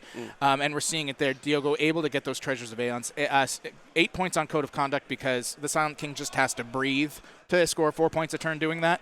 So really big for Diogo. It's keeping him in this game because Caleb is playing his butt off. Like I have not given him credit. I don't think where credit is due. He's playing this list the way it's supposed to be played. He's everywhere all at once. He's dealing with every threat that Diogo's throwing at him. Yeah, but that's what's good about how Diego has played this game. What he's done is he's given him, like we talked about this in turn 3. The bottom of turn 2. What Diego had given him, he'd given him 4 different places at least. 5 with the Catan, but the Catan was pretty easy to deal with in the middle. Yeah. But he had the bottom left-hand corner, top left-hand corner, bottom right-hand corner, Silent King in the center, and the Catan in the middle. And he was like, here are 5 things that you have to deal with right now. Yeah. And I love that because that gave him such an overload to deal with as opposed to dealing with things a bit more piecemeal. My friend Tom, who does the 40k Spy Center with me, says 40k is a lot about always controlling the center. He's like, if you can control the center, and I think what he often means is talking about board presence and board space. Yes. And I think what Diego basically did that, but he controlled everywhere. He was like, I'm everywhere. I'm everywhere all at once. You have to deal with me, just like the movies. Now Caleb once again having to respond, but he's running out of resources. He's had to back Samael off from this Catan. He's shoved his Thunderstrikes that he still has left into position. I'm sure he's going to try and pick up this Catan once and for all here in the shooting phase. I'm hoping it has less than 3 wounds left, so it will drop. Otherwise, he's going to be super sad about that whole situation. We do have this Balaka Scorpex, like I said. That's 4 Scorpex still left. Still just hanging out. Still hanging out, ready. Like it really does feel like the Necrons have got more resources available to them than the Ravenwing now. Right now, yes, it does look that way. We'll have to see that Catan only having 2 wounds left. I think Caleb's really hoping that this first set of shots will take it down. Let's see what we can cut to and see how that's going.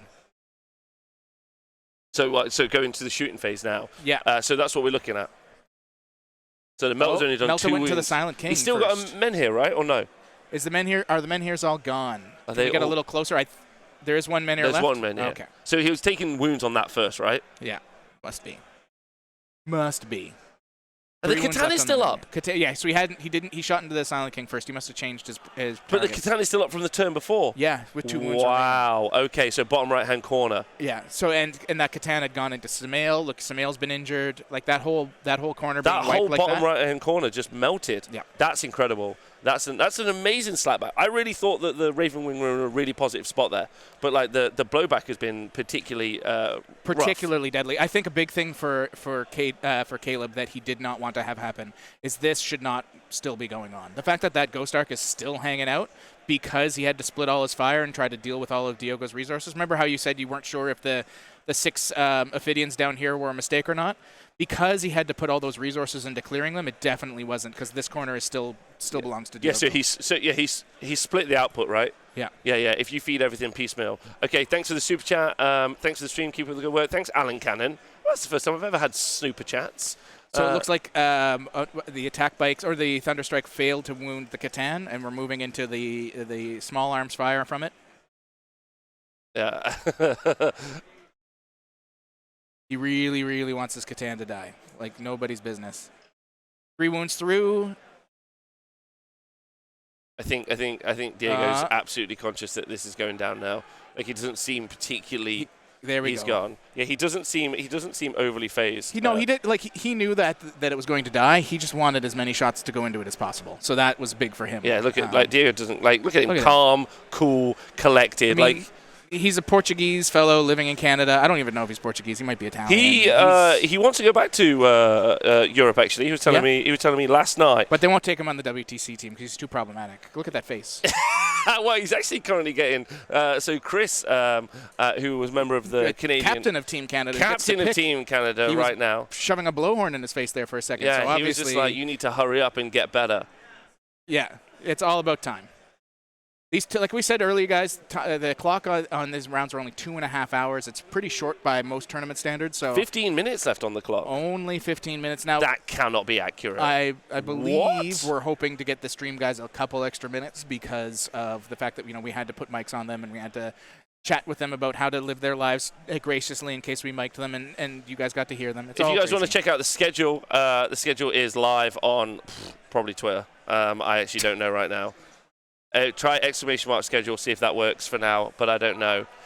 5 minutes. 5-10 minutes? No, you have to double check that with the judges, though, right? Yeah, that's what he's doing. Yeah. Let them tell us. So the judges are there. You tell us, we don't mind. Darren Say, who's the master of the Adeptus Custodes, even though he's never performed well with them at all.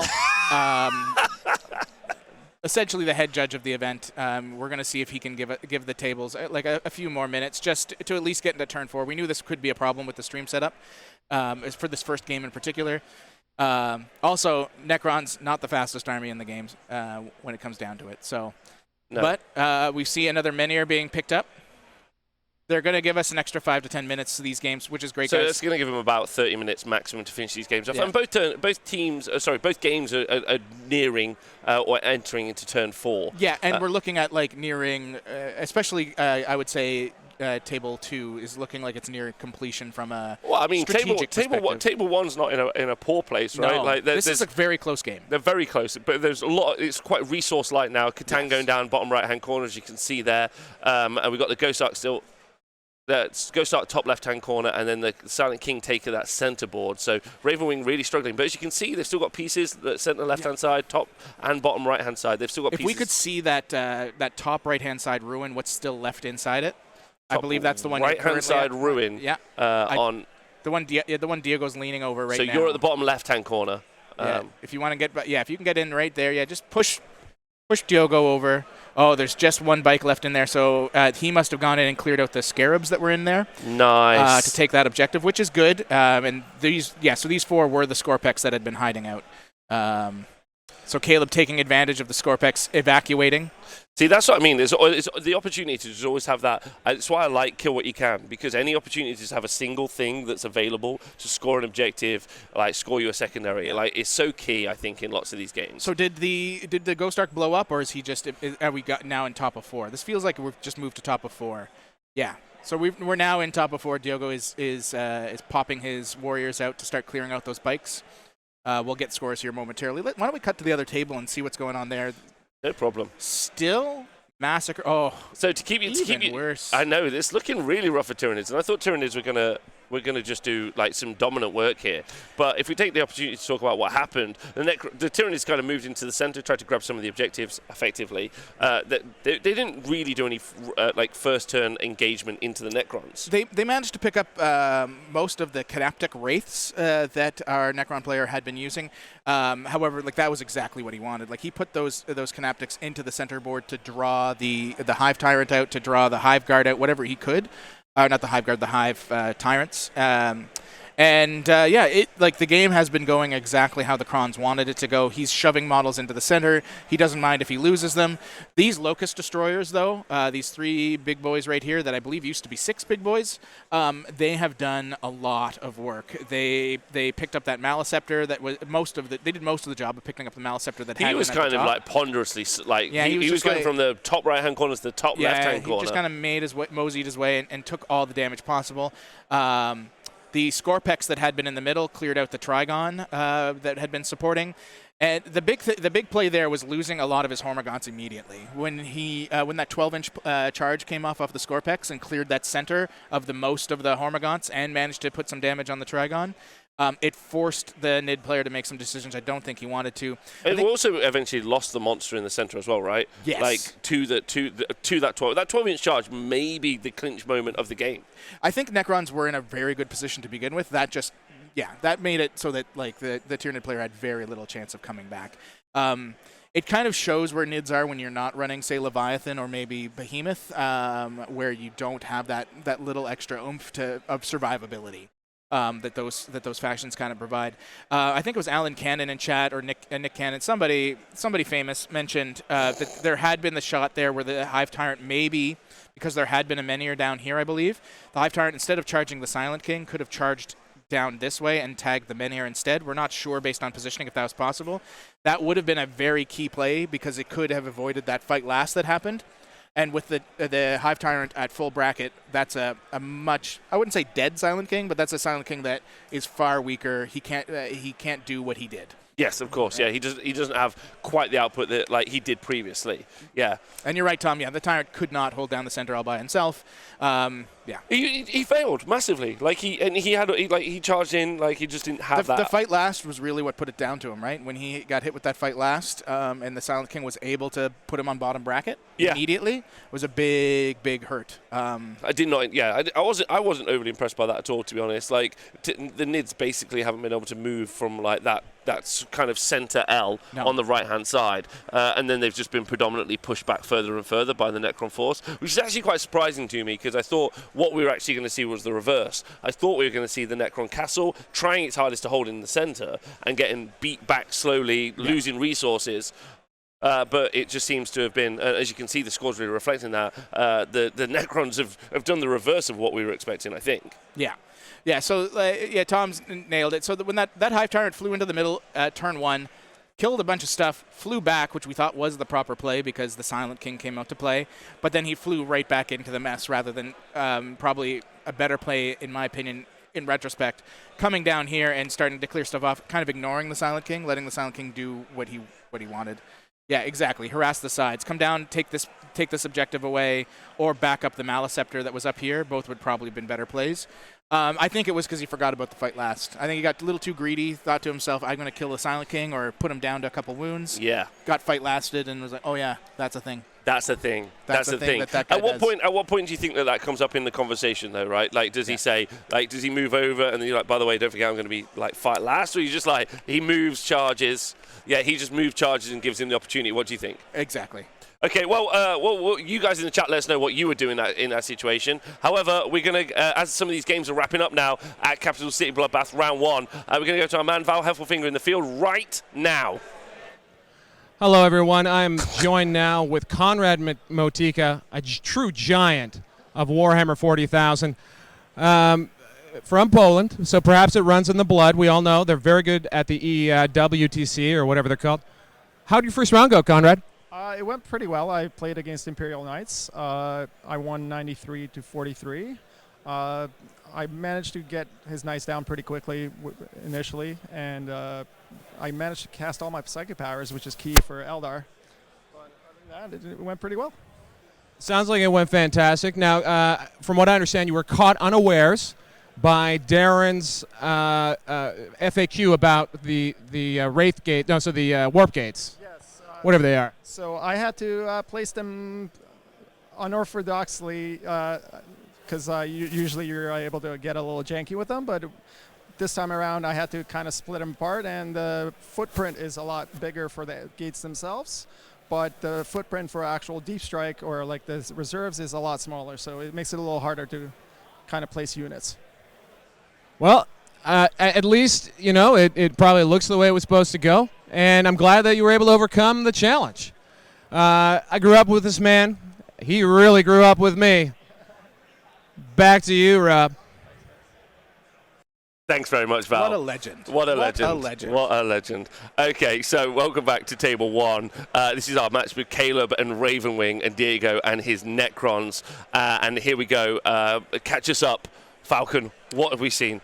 So we're getting some scores updated here. It looks like we're at bottom of turn 4. We saw, before we cut, we saw the Necron Warriors pop out of this Ghost Arc, which has survived way longer than I thought it would need to, which is amazing for Diogo.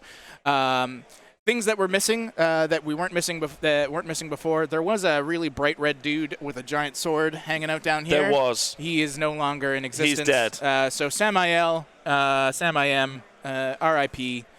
I think we cut to the wrong screen here. Sorry, apologies. Nobody cares about that. There he is. There he is. There we go. Oh, there we go. That's the charge. That's what we're seeing at the top right corner. Yeah, so Caleb's, I believe, pre-measuring what he has to do to get in on a charge. Or no, maybe he actually He's done the charge. He's in. Yeah. He's in on the unit there in the top left-hand corner. So, yeah, Samael is dead in the bottom right-hand corner, as discussed. Silent King and his Scarabs in the middle there. Yep. And then the Ravenwing now looking to still deal with that. Turn 1, they tried to deal with that Ghost Arc at the top left-hand corner. Yeah, and they've sat there the entire game. I'm just here to score points. I'm just here to score points and live my best life. It looks like the Silent King did take some wounds from the multi-meltas. His last Menhir must have been picked up. How many wounds does he have remaining there? 13, 12? Or, sorry, 14? Oh, yes. Wait, hold on. 13. We got a nod from the cameraman. 13. He looks 13. So he's still quite healthy. But he does have a number of Thunderstrikes and Land Speeders that have really good angles onto him now, so we'll have to see if he survives another turn. I will say, this is an intensely close matchup, 72-68 at bottom of 4. So let's just see what the opportunity to score is in this matchup. So with the scores being right, as you can see, primary scoring has been the difficult part for both players, but secondary has been pretty solid with Diego and now capped out, and he's only got Purge the Vermin available to him left. And Purge is not something he's going to be able to, I think, score very much more on without some really heavy, without some really successful shooting. Purge is the weird choice for me for Diego going up against Ravenwing. Going up against Ravenwing because of how fast they are. What is Purge do? So Purge is like a reverse engage on all fronts. He wants to have units. He wants to keep units out of table quarters in order to score points. So he was able to do that early and get that 9 really quick. But now he's kind of in a situation where he has to pull a couple more resources. It does force Caleb to kind of move his units in a kind of janky ways to keep denying the points to Diogo. So we'll have to see if he's capable of doing so and staying alive, because right now Caleb does have these 3. It does have models in 2 quarters. I believe this one has been cleared out, and this one. So he might still get another 2 or 3 next turn. We'll have to see, which will be really big for Diogo. I'm mostly concerned for the Silent King right now. It's going to be tough for him to score. I'm concerned for him to score. Don't forget, Diego also went first as well, so Caleb's going to score last turn 5. Exactly, and that's going to be big for him. Look, got some big 6s here. It looks like Diogo survived some Melta shots to the Silent King's face.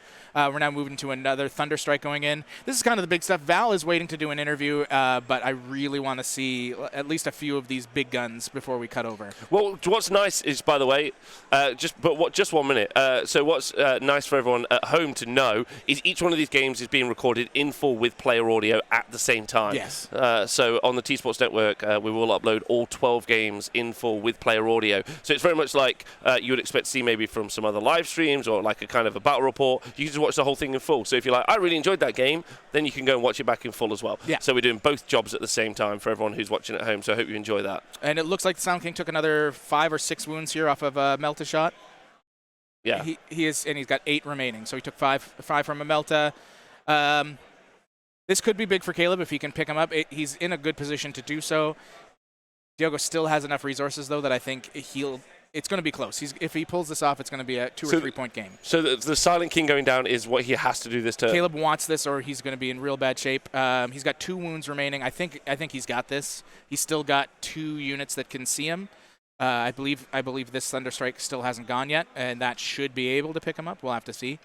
A spike, a good invuln here for the Silent King, and Caleb's going to be a really unhappy camper. I don't know if I want. I don't know at this stage if I want the Silent King to go down or not go down. Like, I don't know who I'm rooting for, if I'm honest. I love both these guys. Caleb is just a beautiful soul, and like Diogo, while he is problematic in every way you can possibly imagine, I do love him too. Yeah, he's fantastic. Like we've held hands. We've held hands a couple of times. He's still alive. He's still alive. Oh, he's blowing up. It looks like we might have had. It looks like the final shot may have done him in. We're gonna see what's going on here. He explodes. We'll find out. Let's see. Yeah, he definitely exploded. We're putting some mortals on some scarabs. So he's dead. He's dead. The Silent King is dead. Those scarabs still being there is still fine for Diogo. Like, he's still in this game for sure. This doesn't take him out of it by any means, given that he still has full control here and here. We'll have to see what happens in the charge phase for that. I mean, he survived a lot, that Silent King. I'm not going to lie. Did. Like, he survived more than Caleb wanted him to, for sure. Like, you can see Caleb, who always has a smile on his face behind that mask because he is part of the 1%. He is sweating a little bit. He's struggling. Okay, Why don't we cut now that we've got that Silent King? We're going to go over to our man in the field, Mr. Val Heffelfinger. He's going to catch us up with some more information and some great stories from Capital City Bloodbath. Sure, yeah. Hello. Can you hear me? I don't know, but I'm going to talk as if you can. So I'm Val Heffelfinger. I'm joined here by Connor Makarucha, People's Champion, local hero, self-identified Space Wolves player, the only one in the field. We're going to be up in your business this weekend, Connor, because the Space Wolves are a popular People's Champ choice. You all right with that? Yeah, well, apparently they're not the People's choice because no one else here is playing them, but I'm okay with it. Yeah, I'll talk to you guys. Connor's going to put that Legion on his back toe and just carry it the whole way. However, first game here, we're joined by Joel playing Death Guard, rocking Mortarion in that list. How did it go? Space Wolves kicked your ass, yeah? Space Wolves are good, man. You know, like they got it all. They're good. They're fast. They hit hard in close combat. It was a good match. You had a lot of bodies. You know, it was kind of overwhelming at first, but I had that toughness. You know, Death Guard hanging around, and I just came back a little bit at the end. But at the start, I was sweating. You had me sweating. I mean, I think we're all sweating a bit in the heat, but yeah, definitely. My list, it starts off really looking good, strong, because it's nothing but bodies. So you kind of just take every objective.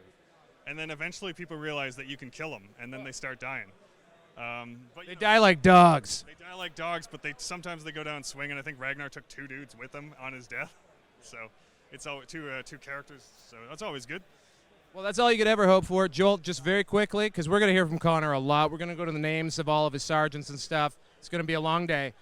But I would like to know a little bit about Mortarion, because, hey, I love the big guys, and he's out and not usually out. So why is Mortarion here today? Mortarion's here today because of the terrain we have, our player pack today. It's all closed windows, so I can actually hide him. There's a lot of night players out today, and you know, he needs that extra coverage. You know, if he's not behind something, he can get blown up turn 1. So definitely the terrain helps. You need to cover him. You need to be patient, and then when your enemy kind of gets closer, then you pop him out and attack. But if it weren't for the closed windows, he would not be here. Okay, well, thanks for that so much, guys. Best of luck in the rest of the event. We'll probably see you both along the way. Beautiful armies. Maybe you'll be on stream yourselves.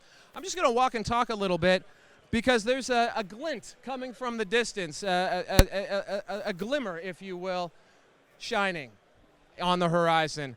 I'm joined now by Dustin Henshaw, who's running Gene Stealer Cult up against the Thousand Suns today. How'd that first round matchup go? Actually went really well. My turn 2 and 3 went exactly how I needed to. Got all my points pretty much maxed out by turn 4, and that was that. Just a casual drubbing from old Dusty here. You're going to see more of him, I'm sure, this weekend. Gene Stealer Cults, good, bad. What's happening with them right now? I think they're great, but I don't want to give them too much credit right now because I like being a snowflake.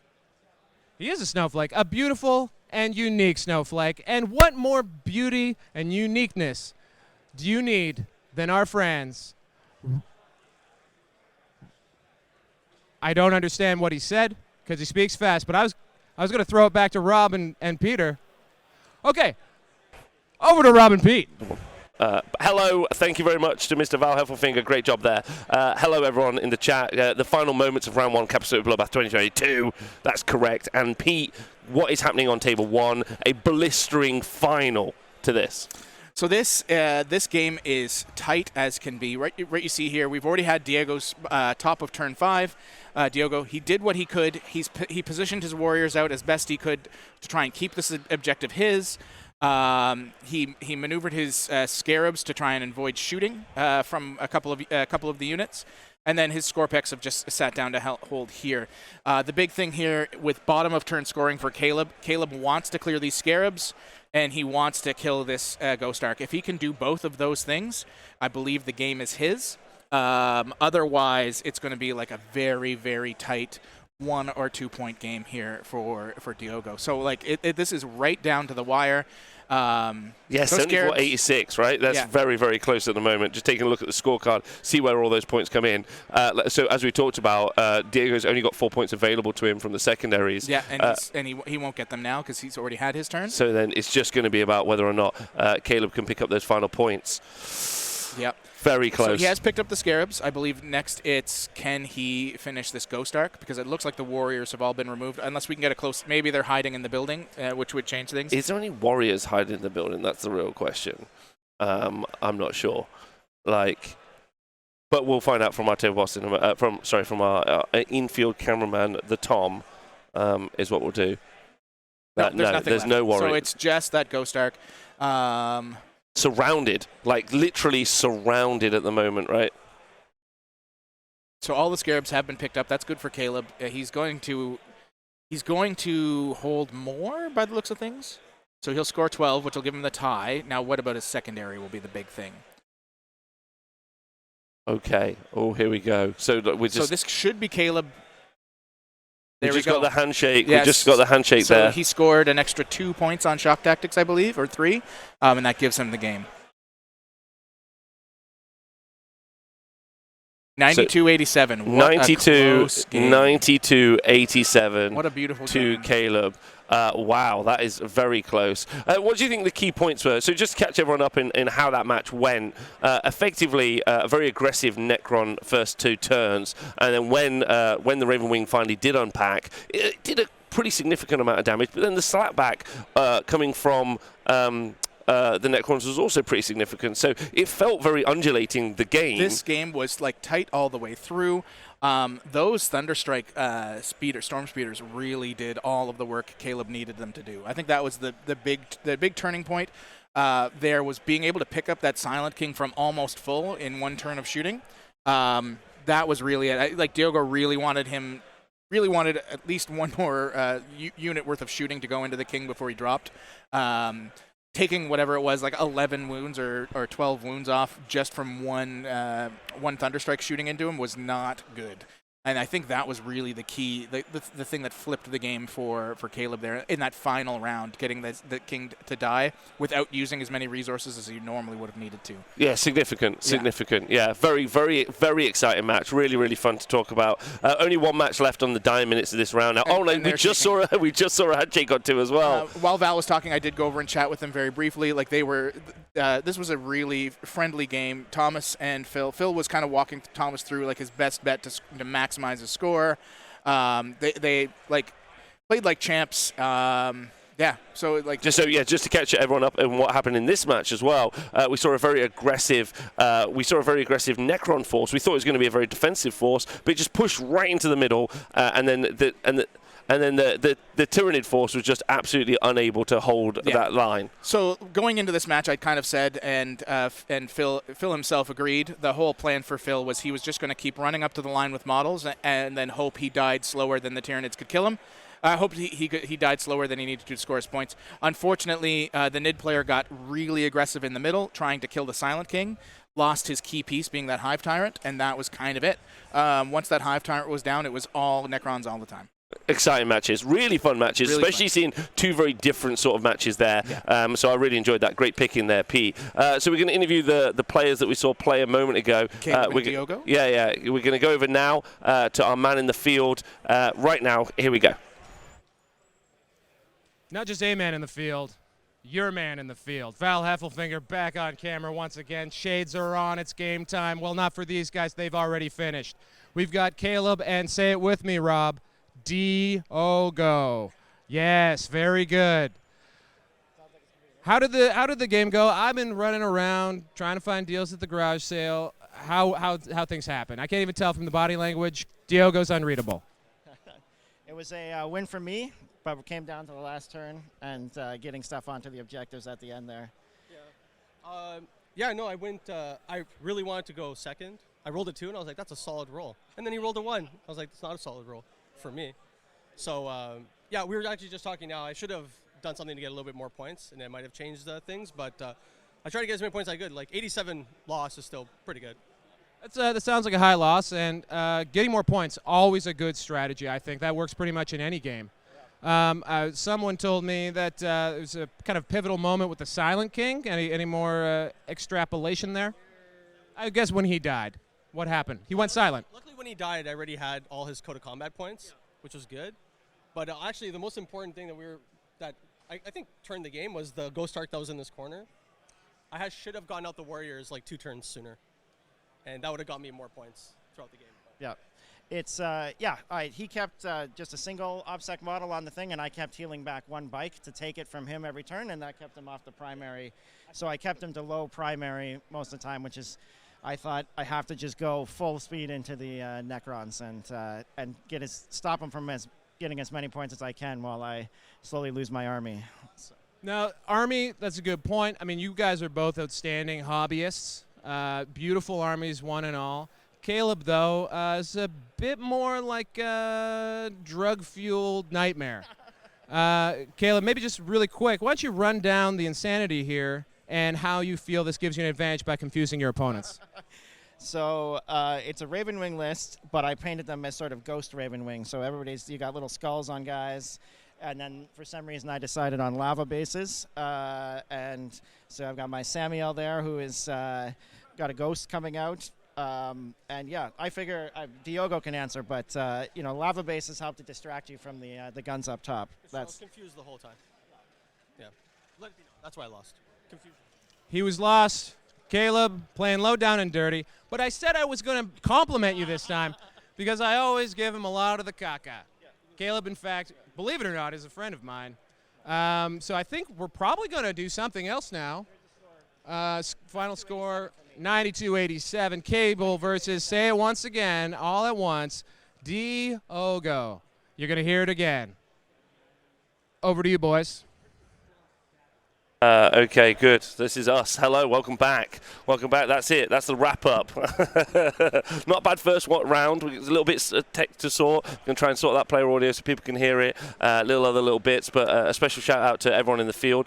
So Val, Rich, and Tom doing great work there. Falcon, what do you think of the games? Exciting little matches. That Caleb versus Diogo match was excellent. Just like a really seeing how that Ravenwing list played. Caleb played it perfectly as best as he could. Diogo really forgetting to take your warriors out. It's a bit of a misplay, I guess, but you know what?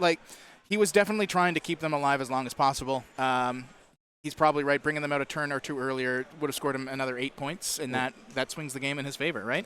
Yeah. So it is a big change. Yeah, slobber knocker of a match. I just want to thank the chat for being so into the games, being so into us. I know I'm a handsome face, but you couldn't see it for most of the time. Also, I think I'm right in thinking, other than obviously the Games Workshop streams, there's been War Games Live. He does a great job.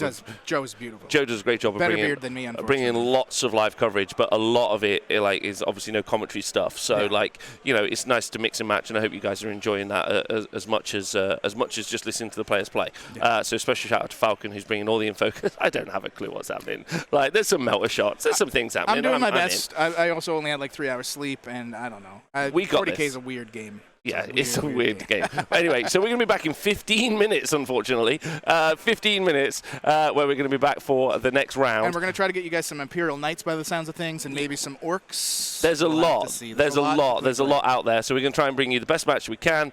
Thanks very much. We'll see you soon. And thanks for listening to the tSports Network, the home of tabletop sports.